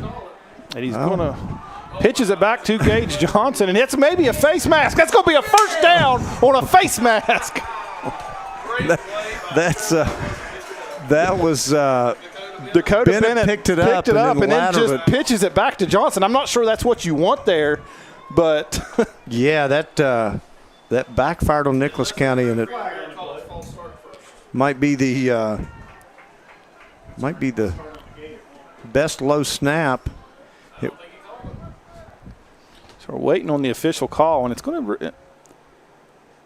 Is it a 15 or is it a 5-yarder too? Because that. He looked like he held it. I don't think he let go. So it is a 15-yarder. Personal foul, okay. That is huge. We were not going to understate how huge that is because that looked like disaster from beginning to right before the end. Nicholas County is ready to scrimmage inside their 40. Yeah. Inside of Trail's 40-yard line if that doesn't if that face mask doesn't happen. So what a heads up play by Bennett, to lateral that thing. That's for the brand right there. I mean, and Gage wasn't going to pick up the first down. He was getting tackled. It's just luck of the draw that you draw the face mask. So that moves the ball into Nicholas County territory. New life on this drive. Let's see if they can take advantage of it. They get to Root. He cuts it back up. He couldn't get across the line of scrimmage down to about the 47. So give him 2. Yeah, they're trying to get him outside the tackle a little bit because there's so many bodies stacking that line of scrimmage right now. And give him a solid 2. Second and 8. Yeah, I mean, we'll see if that's a play we come back and look at that maybe turn this game on its head. I mean, if anything, though, you're going to flip the field a little bit more than what you were looking at. Right. You've got positive across midfield. Dickerson fakes it, throws it out to Johns. He's got a good block. He cuts it up. He's got the first down across the 40 down to the 36. Good block by Aiden Foster. Yeah, great block he picked up there as Johns goes for about 11 on that one, I believe. But yet, Race just found his man, and Foster, like you said, sealed his man off down here and gave Johns a little bit of an alley to run through. And Trail's finding a little bit of groove on offense now. Give him 12 there. Oh, man, anything to make me adjust my stats. I'm not going to let you short these kids. Johns worked hard for those 12 yards. It's true. Root powers through. He's got the first down, lowers the shoulder, still on his feet. Down to the 20. Yeah, could have been a near horse collar there as Dan was calling for that, but he's going to rip off about 22 yards on that. 20. No. Ball's on the 36. 36-16. Looks like So they're spotting him yards. at the 20. So Root picking up where he left off, running hard. Once again, finding a little bit of a crease in there. Go back to Roop. He cuts it up. Needs to cut it up. If he cut it up a little more, he had all kinds of running I think you were room. trying to will him because you said he cut it up and he hadn't yet. And I was waiting for him to. That's what I thought. He saw that hole. He had an alley there. It looked like if he would have, he was going to run to some daylight. Of course, we got a better view up here than he does. But he does pick up 3. It's going to be 2nd and 7 from about the 17. Maybe 2nd and 6. Goes back to Roop. He cuts it to the outside, and he's going to be down to the 10, cuts it up, lowers his shoulder, reaches for the end zone. Touchdown! What is Rick eating? What is going on? I saw food over there. Holy smoly. That was all Jaden Roop. Man, if Kayvon Zombie was here, what would he say about that He run? zigs and he zags. What'd that go for? That we were scrimmaging from the 20. Yards. Oh, okay, 17. All right, that's right. Yeah, because he had got 3 before that. 17 in the touchdown. And so, like I said, that's something we talk about, that fumbled muffed snap. Muffed snap and the face mask aiding it. Kick is up and good. It is good. All right. So they take advantage of the mistake by this Nicholas County special teams, and they punch it in for 7. So 7:56 left in this third quarter. 20-13, Trail sitting on the lead right now, and the crowd is into it. Curtis Miller has sideline is into it. Squire is queued up and doing the clap, trying to see if the crowd's into the clap for the kickoff. We got a few starting to catch on. The cheerleaders are doing it. I think we do need the team to kind of lead it too. So I don't know if we talked about the special guest we're going to have in press box here in just a little bit. He's already up here, and I think he's trying to get a hold of my headset. I got to hold on to it. But the coach, Frank Isaacs, is going to step in and do some. You were leaving us at some point for your first love. I will slide out as he slides in, but you guys will appreciate his insight much more than mine because he knows what he's talking about. And maybe he can help will this thing to finish off and get us a victory. Bennett set to kick off for the Patriots with the 20-13 lead. Kicks it high. It's going to bounce at the 20. Nutter picks it up there. He got some running room. And he's across the 45. Great tackle by Dakota Bennett, and he does his job there. He stays home. Safety valve was perfect. Yeah, he did, because otherwise he was out the gate and looked like he was going to go for a score. If we had a player of the game right now, you've got to give it to him. Dakota Bennett. Yeah, because the last 2 plays back-to-back, he's been huge on special teams with the lateral to Gage to get that pick up a you don't have often that down. After you have about a 45-yard return that the kicking team is more stoked. Right, because Nutter said, all I got to do is juke the kicker, and everybody knows they can juke the kicker. And Dakota Bennett's a pretty good athlete, as he showed, and makes a great tackle. But good field position for Nicholas County. Direct snap to Nash, but he's not going to get much. No, he stood up. They're going to give him one. It's like 1. Yeah, they didn't even have Helms in the ball game there. It was a direct snap to Nash. Yeah, that was that look we saw when they were down on when they were originally on the goal line, and they got backed up because of the penalty earlier in the first quarter.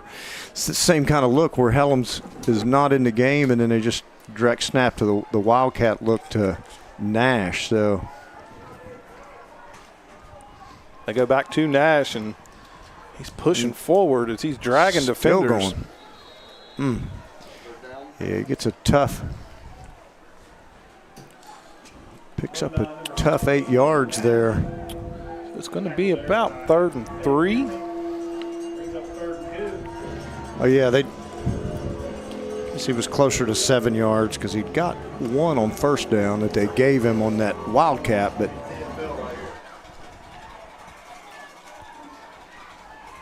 they go to Nash, and he's got the first down and then some. He's across 25, and he kind of sits down at the 20-yard line. Yeah, they brought everybody in tight and just kind of wedged him up in there and found a hole. Yeah, that one's going to go for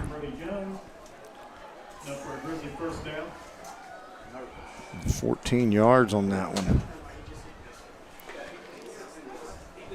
Yeah, so Nicholas County now scrimmaging from the 20. Trail's 20-yard line and threatening again as Trail's defense has got to kind of back on their heels here. They got to find an answer for this attack.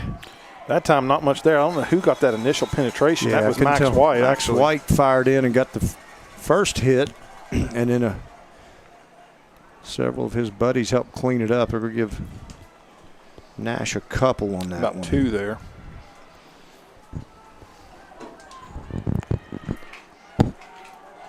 Second and 8 for the Grizzlies. Ball sitting on the Midland Trail 18. Got to be careful with this man coverage here for your Trail because you know they're going to. That's going to be a false start. Yeah, it should be.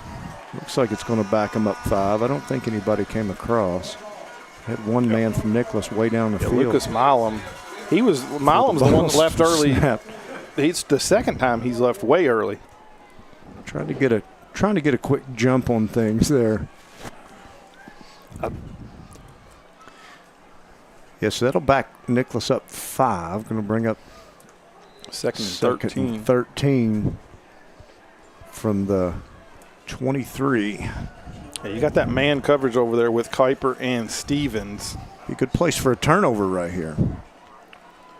He goes to Nash, but Jake Ewing makes great initial penetration, but I think this one's coming back, maybe? Yeah, Ewing blew that thing up, but Nash did a good job to bounce off, spin, and take it off the right side. But so now you're looking at probably 2nd and 23. But Jake Ewing blew that up, but Nash is a big man to take down. And yeah, Jake's pretty good size too, but Nash just took a contact and dodged it. And the holding, I think it was behind the play. It wasn't even really needed. Did he say a number? I couldn't tell. Yeah, I think I don't think it had any effect bearing on the play at all. It's going back. Let's see where they mark it. They do mark it back to 33, so it is a 10-yard penalty. It's going to be 2nd and 23. All right, so you got him behind the chains here. Maybe you can force him into a throw and not let your man behind you and see if you can if he'll throw it up, get some pressure on him. You can they fake it to Nash. He's looking for Kuiper, and it is underthrown, but he comes back and makes a catch. Nope, they're going to call it incomplete. Okay. So that brings up 3rd and 23. Yeah, it was a little underthrown. He tried to come in and make a sliding catch on it.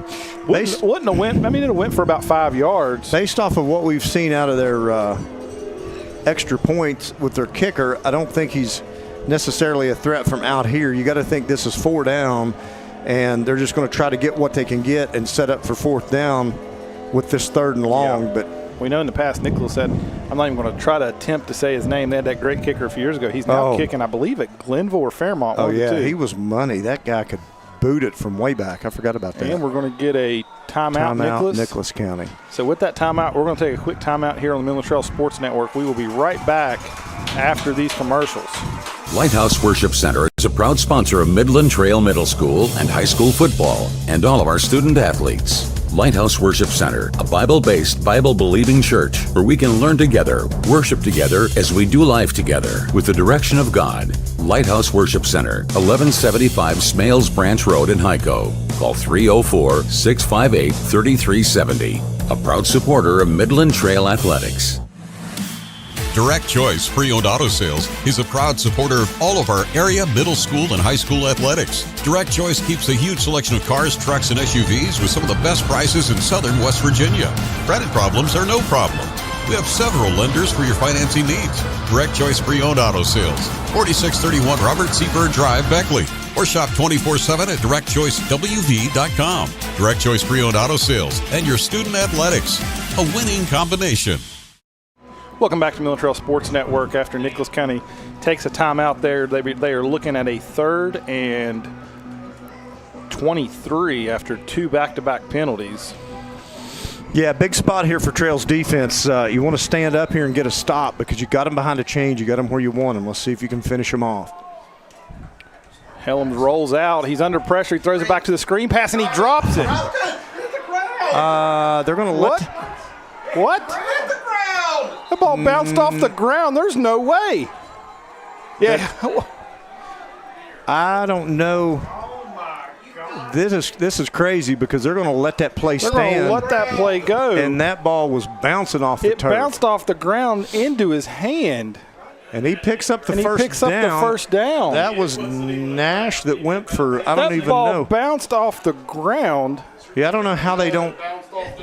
They saw this one right out here on the flats and called it incomplete, and it was a tougher call, but right in front of the official, but nonetheless, it's 1st and goal now for the Grizzlies. Would love to have review direct here, but snap. you don't have it. And Xander Uten's going to throw him to the ground. Ball don't lie, as they say. Ball don't lie. Xander. Lucas Milam took the direct snap.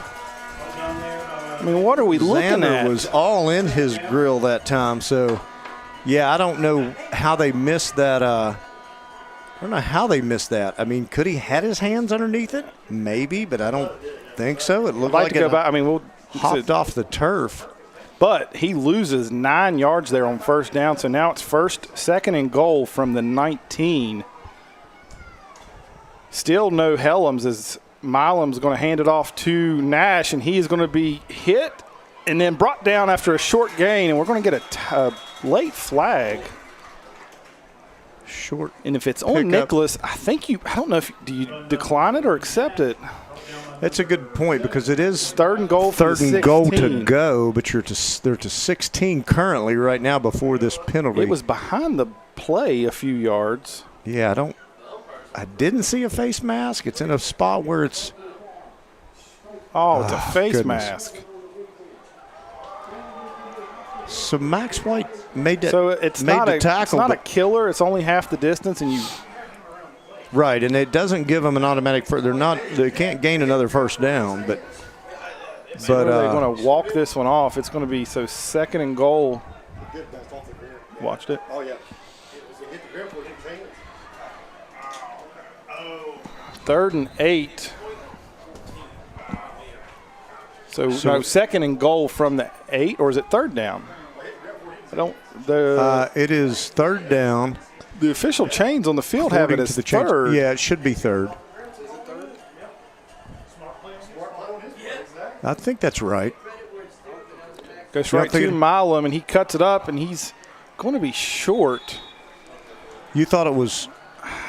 I thought it was 2nd because he said replay 2nd down there, but I thought it was already 3rd though. Let's see. It is 4th. The officials have it as 4th down. Nash ran. I guess because the penalty just added on to the end of the run. Right, it added on to the end of the run. So it is 4th and goal from the 4. Big place, big series here and a big spot for Trail's defense. Really got to stand up here and bow your back and try to get a stop.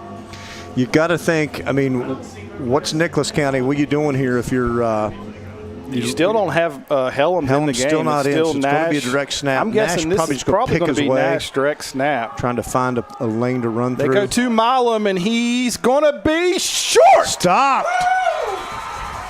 Great job by that Trail defense.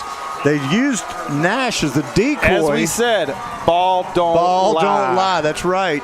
That But did you get a replay confirmation I on that? have not. Somebody behind me said it definitely bounced. Bounced? Okay. I couldn't tell if he said it hit his hands or if it bounced. But, yeah, nonetheless, Trail with a huge stop to keep Nicholas. You would have been really disheartened if they would have got in the end zone there and knowing that the refs blew one on that what we look like an incomplete pass. But with that now screen. you're backed up in your own end zone. You got to get it out. Right. You got to make some hay here and get some positive yardage because you have no margin for error down here. You have to take care of the ball first and foremost, and then you got to get some positive the ball's yards. Sitting on your own 3-yard line. This is all on the offensive line right here. And we've got a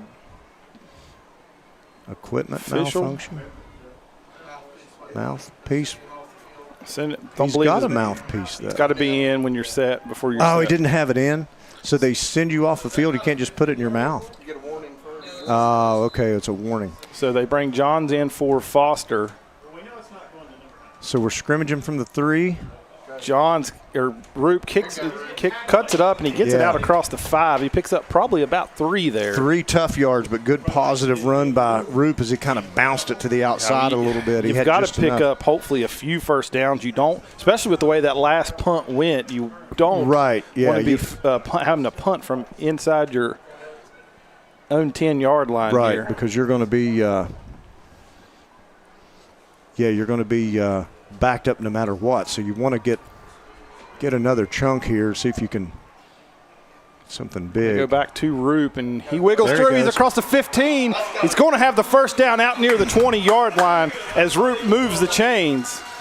Roop with about, 9 or 10 there that time. He had a really nice crease. Going to spot it. Oh, it's a 19. Spot it at 19. That's a 13-yard pickup. Yeah, great job by the offensive line that time because that's all on them. When you're down that close, you got to move guys out of the way and make a little bit of a crease. And then Roop, we've seen do a good job of cleaning up whatever they get him to get in the open field. So they go back to Roop, and not much there up the middle. He tries to spin out of it, and he's going to be slung back forward. About right at the line of scrimmage. Yeah, you're going to mark no gain. Right at the line, so no gain. But it's one of the you've few at least no got the ball gains out of your had. own end zone. Right now, you'd like to keep with this positive momentum and just try to keep picking it up and keep running this clock. I mean, you've got a 20-13 lead. You'd love to keep run one more milking play here, and then you're going to get to the fourth quarter.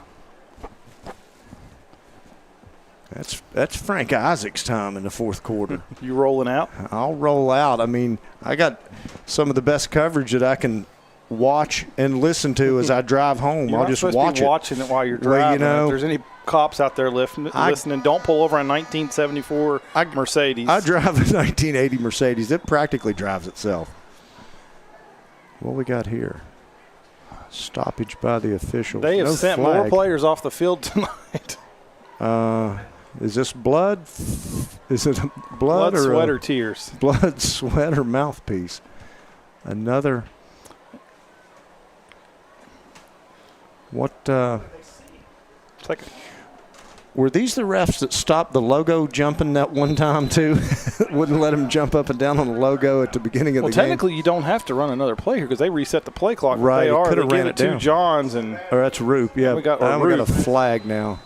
Roop slipped down. It looked like he was maybe going to have a lane to run through, but that quarter is going to expire. But there was a flag. Did they blow it dead ahead of time? I don't know. Holding on Trail's the initial call. But it's going to be a big call. Do you accept it and keep it second down, or do you didn't get much there? It's going to be 3rd and 10. Right. So teams are looks like they're putting 2 seconds back on the clock. Is that what they're asking for? So they are going to accept They're going to replay penalty. the down. Going to accept it, but. So is that the end of the quarter? We're showing 2 seconds on the clock. And now they're saying wind the clock, so that will be the end of the third quarter. So that will do it. After 3, Midland Trail hangs to a 7-0 lead over Nicholas County. It'll be 2nd and 20 when we come back here in the Direct Choice Pre-Owned Auto Sales Game of the Week here on the Midland Trail Sports Network. We'll be right back after these commercials. Diabetic Foot Care Center of Summersville is a proud supporter of Midland Trail student athletes. Diabetic Foot Care Center offers callus removal, fungal treatment, ingrown toenail removal, and spa pedicures. They also specialize in custom orthotic shoes and inserts, as well as bracing for all complications, including knee. Well, welcome back to Midland Trail Sports Network. Apparently that's not the end of the third quarter. They're going to have an untimed down. Wait, I lost it again. How do you find that? What are you trying to do? Get the other headset. All right, so we're going to have an untimed down here, 2nd and 20, as Frank Isaacs replaces the sick Chad McCune. They do give it to Roop. He's going to pick up maybe 2, so that will do it for the third quarter. So now we're done with third quarter. So after 3, we'll be back with the fourth quarter here on the Direct Choice Pre-Owned Auto Sales Game of the Week after these commercials. Flat Top Fridays is a proud sponsor of Midland Trail High School Athletics. Flat Top Fridays is located at 2278 Old Court Street in Fayetteville. Flat Top Fridays offers regular cuts, specialty cuts, straight shaves, and much more for all ages. Call or text us at 304-640-3725 or 304-237-0251. Flat Top Fridays, a proud sponsor of Midland Trail High School and our student athletes. This is Dr. Bruce Cassis from the Cassis Dental Center, shouting out to the Midland Trail Patriots Sports Network for bringing us all the action of the Midland Trail Patriot football. Hail Trail! This is Dr. Bruce Cassis from the Cassis Dental Center. My team and I wish the Midland Trail Patriots good luck Friday as they take on the Nicholas County Grizzlies. Hail Trail! Welcome back to Midland Trail Sports Network as we're getting ready to start the fourth quarter. It'll be 3rd and about 18 for the Patriots. I now have Frank Isaacs, former Midland Trail football coach, joining me for the fourth quarter. Welcome aboard, Frankie. Hey, thank you, buddy. I'm just overwhelmed because Chad told me I had to keep stats. You don't? That's part of the job. I'm just overwhelmed. I can't multitask. Ask my wife. I'm doing 7 things. You can do 2. So 3rd and 18. I don't think you get too cute here. But maybe just throw it up and see what happens. Dickerson does a little delay draw to Roop, and he cuts it up. He's across the 20. That's the best thing to the 20, do. yeah. Picked up about, give him 9. Yeah, give him 9. Gets it out to the 20. Gives you a little bit of more room here on the punt as Nicholas County set to get the ball back. Really a holding penalty almost just basically kills a drive almost every time. It does, and deep in your own territory. Yeah. That's the only thing you're really trying to accomplish here is get your punter out of the end zone. Especially with the low snap on the last one. He's only punted technically 1 time tonight, and it didn't go very far. And we have another official timeout. He's going to send somebody else off the field. I don't know. Okay. Yeah, psychologically, though, the punter, as soon as his feet's in the paint in the end zone, it does something to him. Yeah. He fields that one well, but he's a low punt. Did it hit? That's a good roll, though. It almost was great because Lucas Milam almost kicked it himself on the punt. Takes a decent roll, I mean, from what it could have been. So Nicholas will start on their Midland Trail 45 here with 11:04 to go here in the ball game. They trail by 7. Well, the defense just needs to continue doing what they've been doing. The defensive line's actually controlling the ball game right now. If you just don't let them complete incomplete passes, you're probably good. Yeah.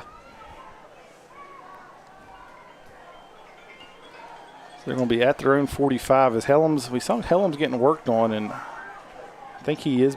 I can't tell if that's him. I don't think it's him. Nope. Helms still out of the game. Nice play. Jake Ewing fires through, and he's going to bring Milam down, or Nash down, for a loss of about 2. Yeah, we don't know what's really going on with Helms as he wasn't in on that last play. You said you saw him over there maybe with his shoulder pads off.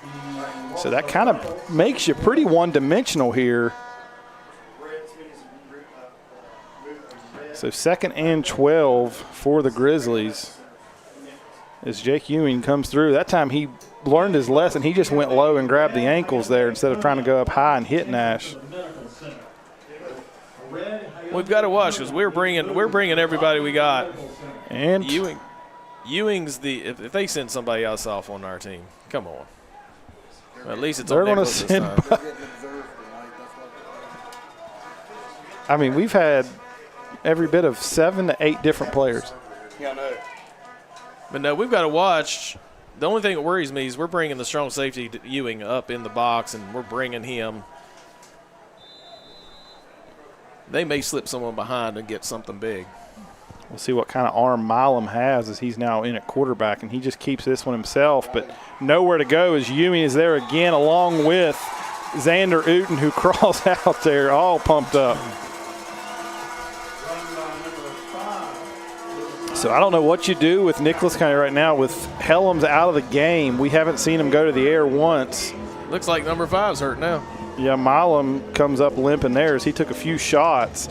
Yeah, I believe the last play we saw Helms in was the incomplete screen pass that they called for about a 27-yard gain. And now Helms is back in the game. So to be 3rd and about 13 for the Grizzlies. And now you've probably, this is where you got to, yeah, there's only 3 seconds. 2, They're going to have 1, and they do call a timeout. That is their second timeout. So they've got 1 left after that. Could be crucial later on.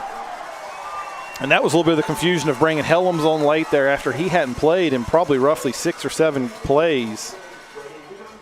So to be 3rd and 13, I mean, I know I'm asking the wrong person. You would definitely say it's 4-down territory. Absolutely. There's not much of the field that's not.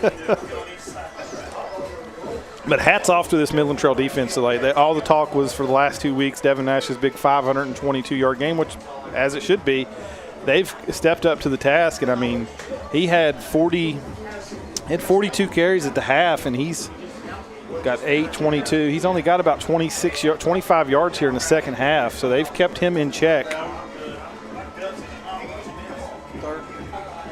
So it'll be 3rd and 13 after the timeout. Like I said, Nicholas County uses their second timeout there. They'll have 1 left. Well, like I said earlier, the defensive line is really controlling the ball right now.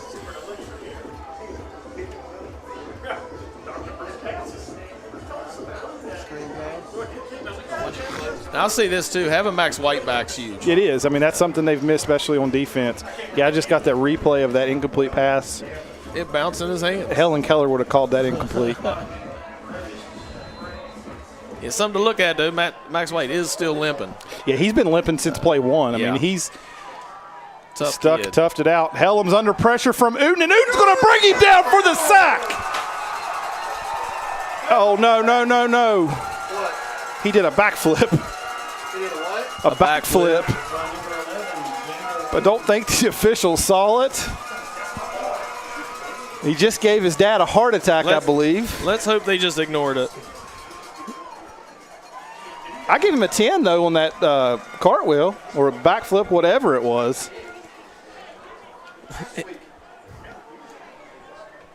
So now I think it takes you out of that 4-down territory after you lose about, what did they lose there, 12? That's what I've got. I'd actually, I don't know, heck, try that bounce screen pass again.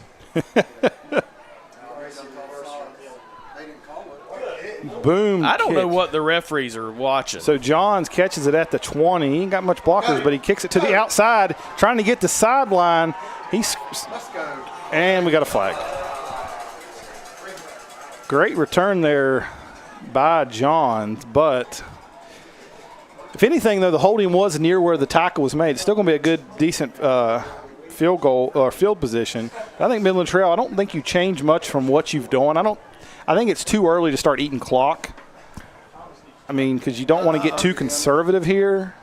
I don't know, though. You get a first down. You get a first down. I mean, you got it under 3 minutes. Yeah, you get a first down because they only got that one time out. Still waiting for the official call from these lovely officials.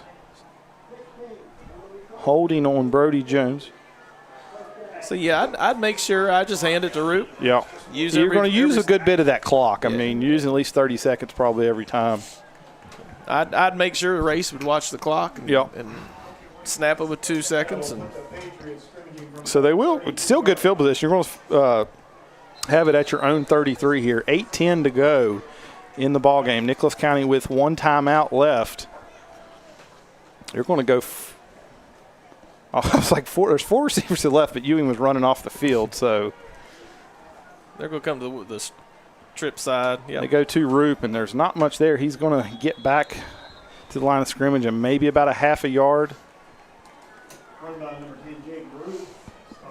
Just you talked about Max White being back. How about, Xander Uten, he has got 2 or 3 sacks tonight. He has been key on that defense. That's definitely somebody they've missed. That's what I was going to say. I think he had a knee issue, and here he is doing backflip. Yeah, I think the knee's feeling good. I would say. Yeah, Coach Moore is milking that clock. He's down 15 seconds. We're not even out of the huddle yet. It's like I said, you watch. If we get a first down, we've easily got the ball under 3 minutes. 2 seconds, and he snaps it basically with 1. He gives it to Roop. He's trying to get something outside. Cuts it up. Gets tripped up. He does get it to the 39. Could have been a lot bigger. It's going to be about a 3rd and 4. Roop was very patient there. He was waiting for something to open up.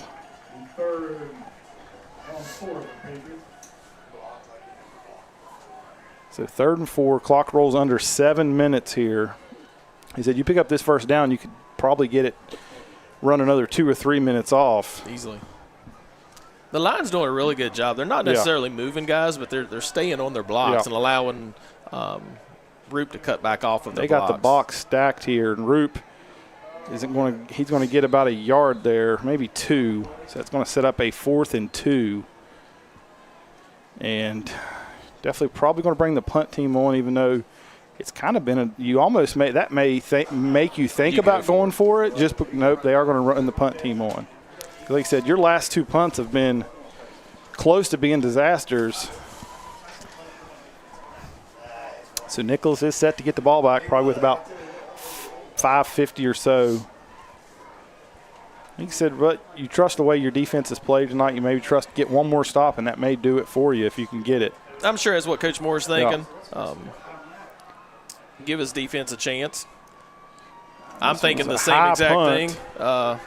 I'm saying let's go for it, and if we don't make it, then – oh, did he touch it? And I don't think he did. It looked like he did initially, but he didn't. So decent punt there. Moves it to the Nicholas County 38, and you're asking at least one more time from your defense to step up and get you the ball back. You've kept this offense in check pretty much since really halftime. Actually, probably the series before halftime. Yeah. Yeah.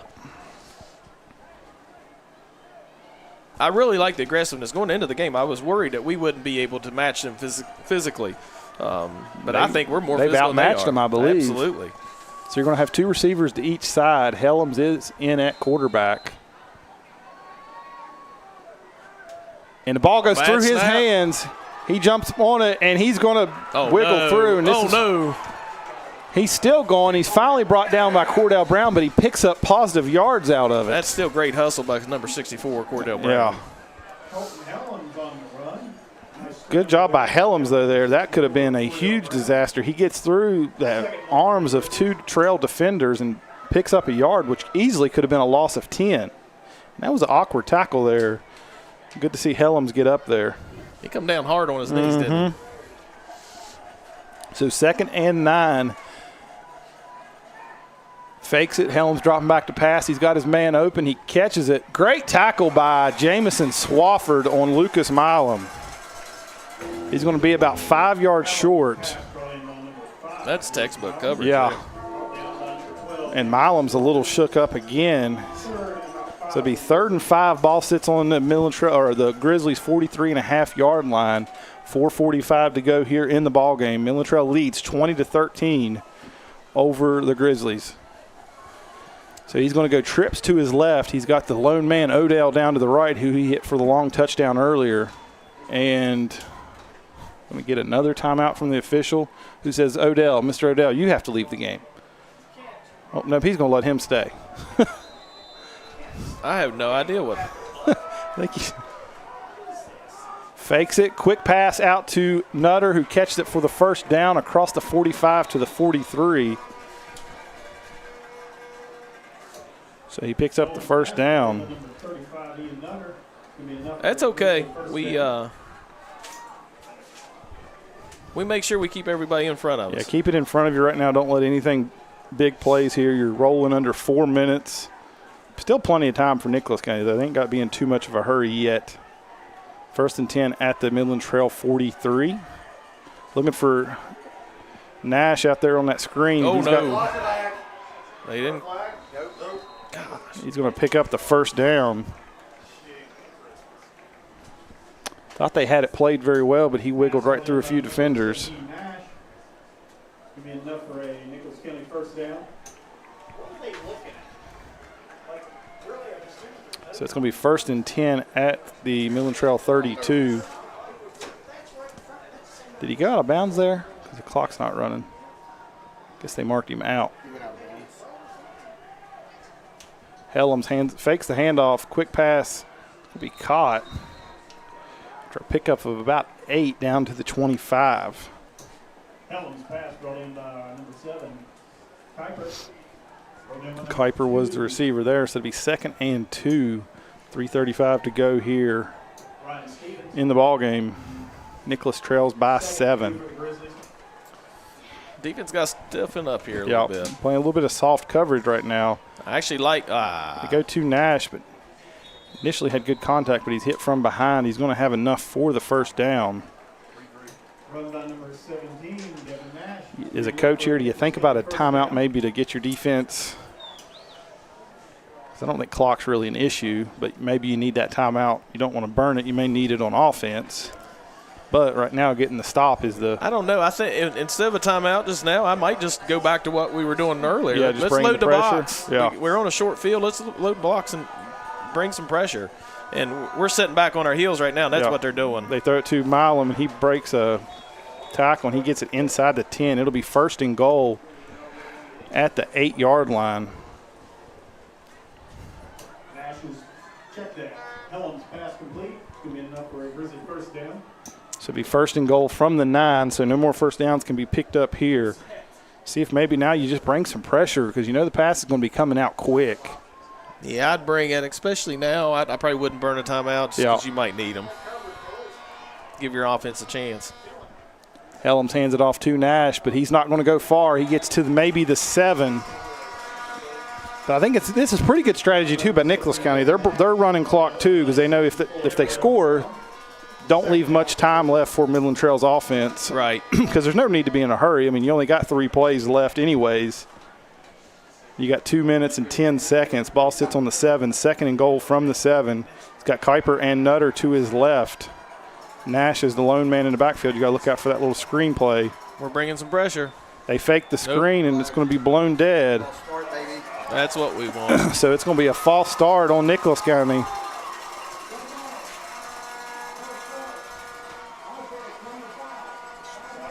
Nicholas County has hurt themselves a lot with penalties and negative plays.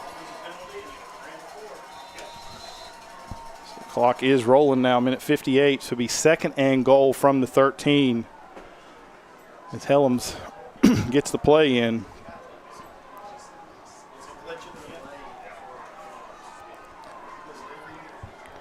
He's got 2 receivers to his right. Kuiper in the slot. Fakes it to Nash. He's got him open. Milam, and Milam's in the end zone 4-6.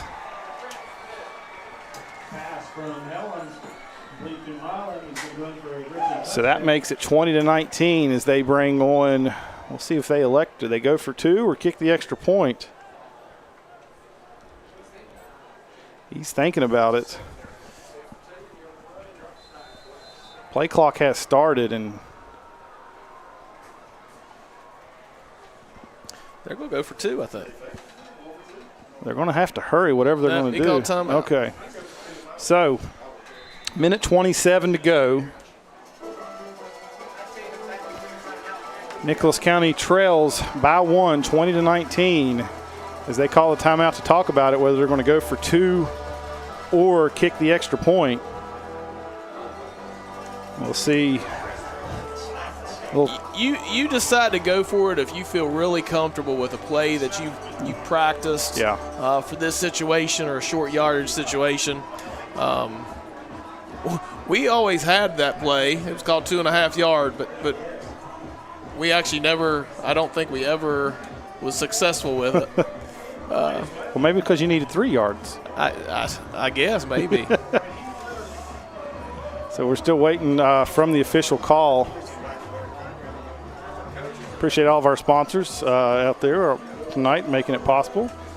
Also like to shout out Black Bear Cabins and Campground in Fayetteville, along with Sun Road Creations in Hico. We'll see what they're rolling out. It looks like the offense is coming out. Yep, this is ball game right here. This is exciting. So Nicholas County will go for 2. They trail by 1, 20-19. We're going to have 2 receivers to each side. Come on, baby. Come on. Helms brings Nutter in motion. They're going to run to the left. Nope. He drops the snap. No! And he throws it up and it's incomplete. There you go, Uden. As Xander Uden brings Helms down as he throws it away. 2-point conversion, no good. Midland Trail holds the 1-point lead, 20-19. All you got to do now is field the onside kick. You take a knee and you go home with the win. That was awesome.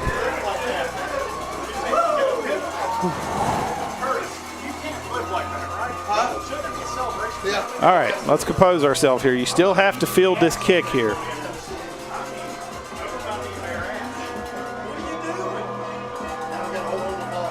I mean, I don't hate the decision. You're on the road. You felt like maybe you could put the game away there. I don't know. But you do have a missed extra point tonight, too. That may play a little bit of a thought process there, too.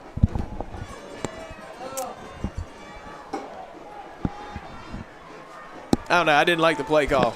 Yeah, because he was, I mean, He's really. to the right, you're shortening the field. To me, you trust Nash. I mean, he's your workhorse. I mean, if he can't get 3 yards there. How many timeouts have they used? They don't have any. Nicholas County's out of timeouts. This is ball game right here. So you just got to recover this kick. You take a knee. Well, you got to probably take 2 knees. I don't think we're in an onside kick formation. No. You only got 4 men up front. And we don't have receivers up there. No, you've got. We got 1. Ewing's. They were all sides, and it hit him. That's ball game. That's over, guys.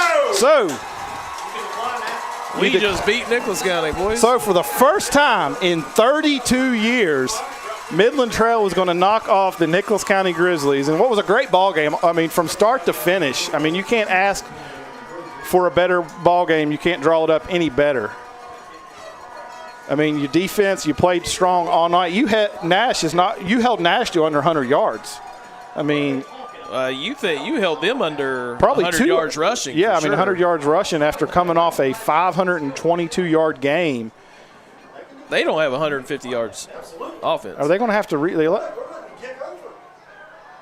No. Can you not just decline it? They called offsides on us. What? Okay. No. But then they touched it before it went 10 yards. No. We get the ball wherever it's at. Yeah.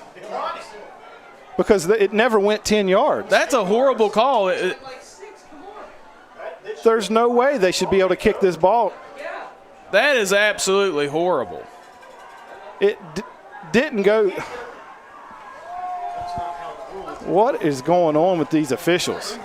The ball never went 10 yards, and they recovered it. It's an automatic penalty. Ball's where it's at.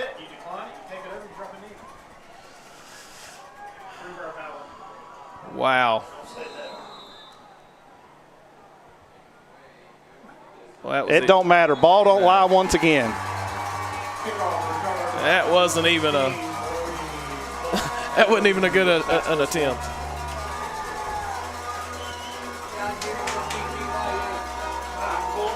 Okay, so now unofficially official. Midland Trail will take 2 knees here, and that'll be all she wrote.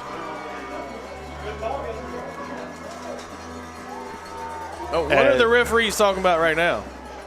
Probably trying to take a few players more out of the game. And I think you really hate that. It's been a great game, and the officials have inserted themselves more than they probably should have. And I heard there was someone here watching tonight. I'm guessing that grade's not going to be very good, especially when you go back and look at that incomplete pass. So, best formation in football, victory formation as the Nicholas County guy goes low to try to hit the ball.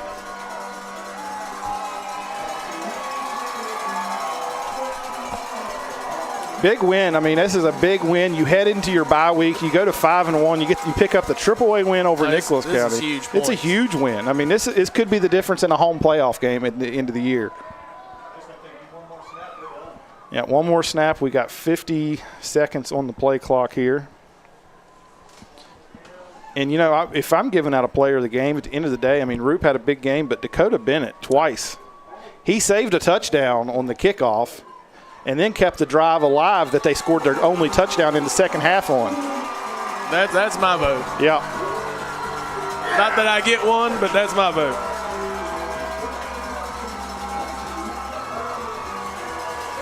Just kind of soak it in.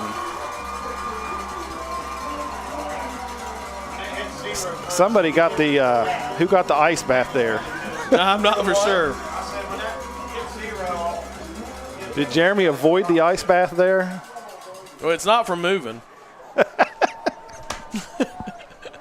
Yeah, he didn't avoid it because I see the way he's walking. Yeah, he's a little wet, and that will do it. So, Midland Trail knocks off AAA Nicholas County 20-19 in one of the all-timers that we've had here on the Midland Trail Sports Network. It's not the best, but it's up there top 10. I mean, just a great game from start to finish. If anything, I think this is a game that Midland Trail was able to measure themselves against a bigger opponent.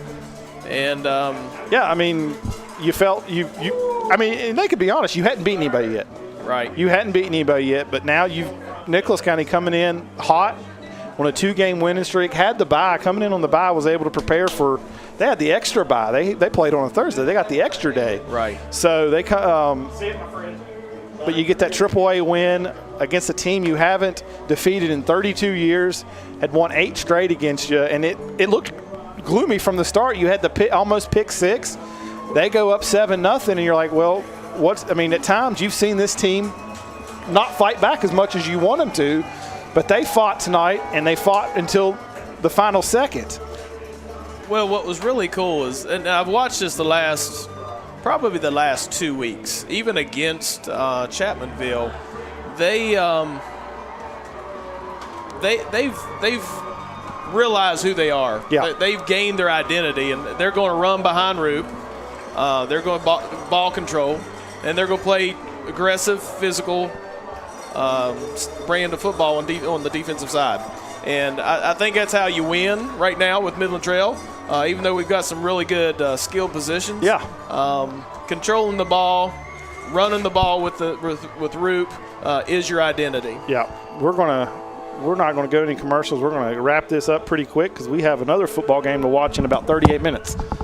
So as West Virginia kicks off in 38 minutes, so we'll review a little bit. I don't have the official stats, so we'll just kind of do a quick review of the game. So Nicholas County gets the interception and drives it down to the 1, and they convert it. They get the touchdown from Nash. They go up 7-0, but Midland Trail comes back, and Roop punches it in from 1 yard out. And then Dickerson hits Gage Johnson from 14 out to take the lead back 13-7 after they missed it. Midland Trail missed the extra point to keep it 7-6. And then right before the half, Nicholas County answers with about a 48-yard touchdown to Briar Odell. And then they missed the extra point, so we're sitting at 13. And then Nicholas County gets the ball back with about a minute, and you think they're going to get some points going into half, but they got a penalty that kind of backed it up. And then I really looked back at the play at Helms on that third down, as instead of just throwing the ball away and giving you one more shot at the end zone, he just rolls and rolls out until all the time runs out. Ultimately, it was a penalty anyway, so the clock runs out. You go into 13 all at the half. And then, the play of the game really was the fourth down. The punt. The snap came in a little low to Bennett. he ultimately, the only option there, he couldn't kick it. He just tried to pick it up, and then as he's going down, he flips it back to Gage Johnson, who he doesn't get the first down, only gets about 4 or 5, but him fighting for those extra yards drew a face mask call, kept the drive alive, and then Roop finished it off with the 17-yard touchdown. And for most of the second half, Midland Trail led 20-13 until right there at the end, Nicholas County scored. And they ultimately, I don't know if it's, you look back on, maybe I should have kicked it, maybe not. And then Helms fumbles, little bobbles the snap, and then Xander Uten, who he created havoc all night, especially. Those 3 key players that they've been missing for the last 3 weeks. All made plays. Do you beat Chapmanville with those players? Probably not. Is it a little bit closer? Yeah. Probably. We'd be able to control the ball a little bit and maybe be able to pressure the quarterback a little bit. They couldn't bring any pressure. Xander Uten, who's probably up to about 10 sacks now on the year. And you saw that tonight. And this is a big win. I understand. It could be, maybe it's a little bit of a down year for Nicholas County, but it doesn't matter. When you hadn't beat a team in 32 years, it's homecoming. You're going into your bye week. You're sitting out 5-1 you've got 4 games left. You've got Liberty, Greenbrier West, James Monroe, and Lincoln County. You feel that you're probably pretty confident in 3 or 4 of those games, I would say. At this point, even the James Monroe game, I feel a little more comfortable you now. You do. Because the big thing is, too, you only really person I saw banged up tonight was Cash, and I never saw him come back in. Those other guys, they got now 2 weeks to get healthy or healthier, and you got that 4-game stretch in the season. It could. This is a win that probably gets you, if you take care of business the way you should have, probably gets you at least one home playoff game, the way things play out. Right. Just a note on Cash, he went to the ER. Did he? Okay. Yeah. Was it an ankle? They think he might have broke his ankle. That's unfortunate. He's been banged up his whole high school career. He was having a great season this year, finally healthy. And it's just I think he got rolled up on right there in the end zone. So he did something very similar to my son did down at West Side. Lead blocker, and everybody falls on top of you. Yep. So you turn the ankle, but really good win. Like I said, we've said it all along. I think it's a great identity win for Midland Trail. I just think this team, and I said earlier in the year, just a few seconds that I was on the air with you guys, I said that they got to learn how to win. You didn't see the stupid penalties. No, I think all night. In the first half we had them for 2 penalties. You had a few holding penalties and stuff in the second half there, but you didn't have those stupid penalties. Yeah, you didn't have the personal fouls and sportsmanlike conducts and the silliness. And I don't want to say silliness in a bad way. They just had to learn how to win and be smarter about the way they act on the field, and that comes with maturity. That comes with experience. And a lot of these kids, even though they're seniors, there's several of them that's in positions that they've not played a lot. They've been behind behind people, and this is their chance, and they're learning. And like I said, this is one of those things that this can catapult you to, like you said, a first round home game in the playoffs. And when you're at home playing anybody, especially in the playoffs, anything can happen. Yep, like I said, it was a big win. So you head into the bye week 5-1. I appreciate you coming up, filling in for Chad. Chad's first love always will be West Virginia. Trail does come second, I believe, but he has about a 45-minute drive home back to Thurmond for the game. Can I tell you a quick story about Chad? Well, as long as you're telling it, if Chad's telling it, there is no such thing as a quick story. Well, it's going to be a quick story, but you said WVU's he's the biggest fan. Yeah. When we were juniors and seniors in high school, you would come up here before practice started. We're all hanging out in the locker room or whatever. You'd hear someone up on the football field screaming, and you go up and you see Chad McCune already in full uniform, and he's replaying and doing play-by-play as he's Major Harris for WVU, and a lot of it is who he thought he was? The Penn State game when Major Harris makes a couple of juke moves and scores a touchdown. Chad McCune had that down pat, and he would mimic and imitate the whole play. And we would all stand in awe and just watch this offensive lineman wearing number 68 taking his Major Harris in practice gear trying to run. And if you ever seen Chad McCune run, it's not the most graceful. Is it actually would it be considered running? He was moving. But yeah. So I know I know Chad McCune is a huge W fan, and when he said he wanted to get home to watch it, I said, you know what, I'm a 3-minute commute. I'll do that for you. So we appreciate you tonight coming up and helping me out. Appreciate everybody at home that watched on Facebook, YouTube. Appreciate the New River Network for taking on our broadcast and broadcasting on their stations. And it was a big, like I said, the more you can get these kids exposure is always the best, no matter whatever it takes. I mean, that's what it's Absolutely. about. I wanted to get a big shout out to the student body this week. Our homecoming has always been pretty big, but it's not been – the student body kind of just went through the motions. This week has been unbelievable. They were awesome at the pep rallies and all the activities they did. The school spirit is really, really back. I hope, looking at the crowd, looks like it didn't look like there was much empty seats out there. There wasn't. Looks like the community is coming back, and I hope there is nothing like Friday nights in Hico, and I hope that these people start coming and supporting this team because there's a lot to be proud I think of. This win right here, I think people will take note of. I mean, like I said, you come out with anytime you beat a AAA team, especially a team like Nicholas County, who's in the playoffs almost every year, it's big. So, I mean, that's really, like I said, a lot of times I just want to sit here and take it in. This is a big win. We haven't had one of these. And really, I was happy for a good game. I mean, we've had blowouts. We've had a running clock, I think, every game we've had this year. This was good to have, but I need to shut up so we can get home and watch West Virginia. So appreciate everybody out there that tuned in tonight here on the Midland Trail Sports Network. We are off next week. As we mentioned, we are on a bye. So everybody enjoy your Friday nights without having to listen to us. And we will be back in 2 weeks, hopefully down in James Monroe. And as Midland Trail moves to 5-1, Nicholas County falls to 2-3. And we will see y'all in 2 weeks. Good night, everyone. To the Midland Trail Sports Network and your Direct Choice Pre-Owned Auto Sales Game of the Week. Direct Choice Pre-Owned Auto Sales, conveniently located at 4631 Robert C. Byrd Drive in Beckley, West Virginia. Direct Choice Pre-Owned Auto Sales, a proud supporter of our student athletes. Cucumber and Company. Thank you for joining us on the Midland Trail Sports Network. We'll see you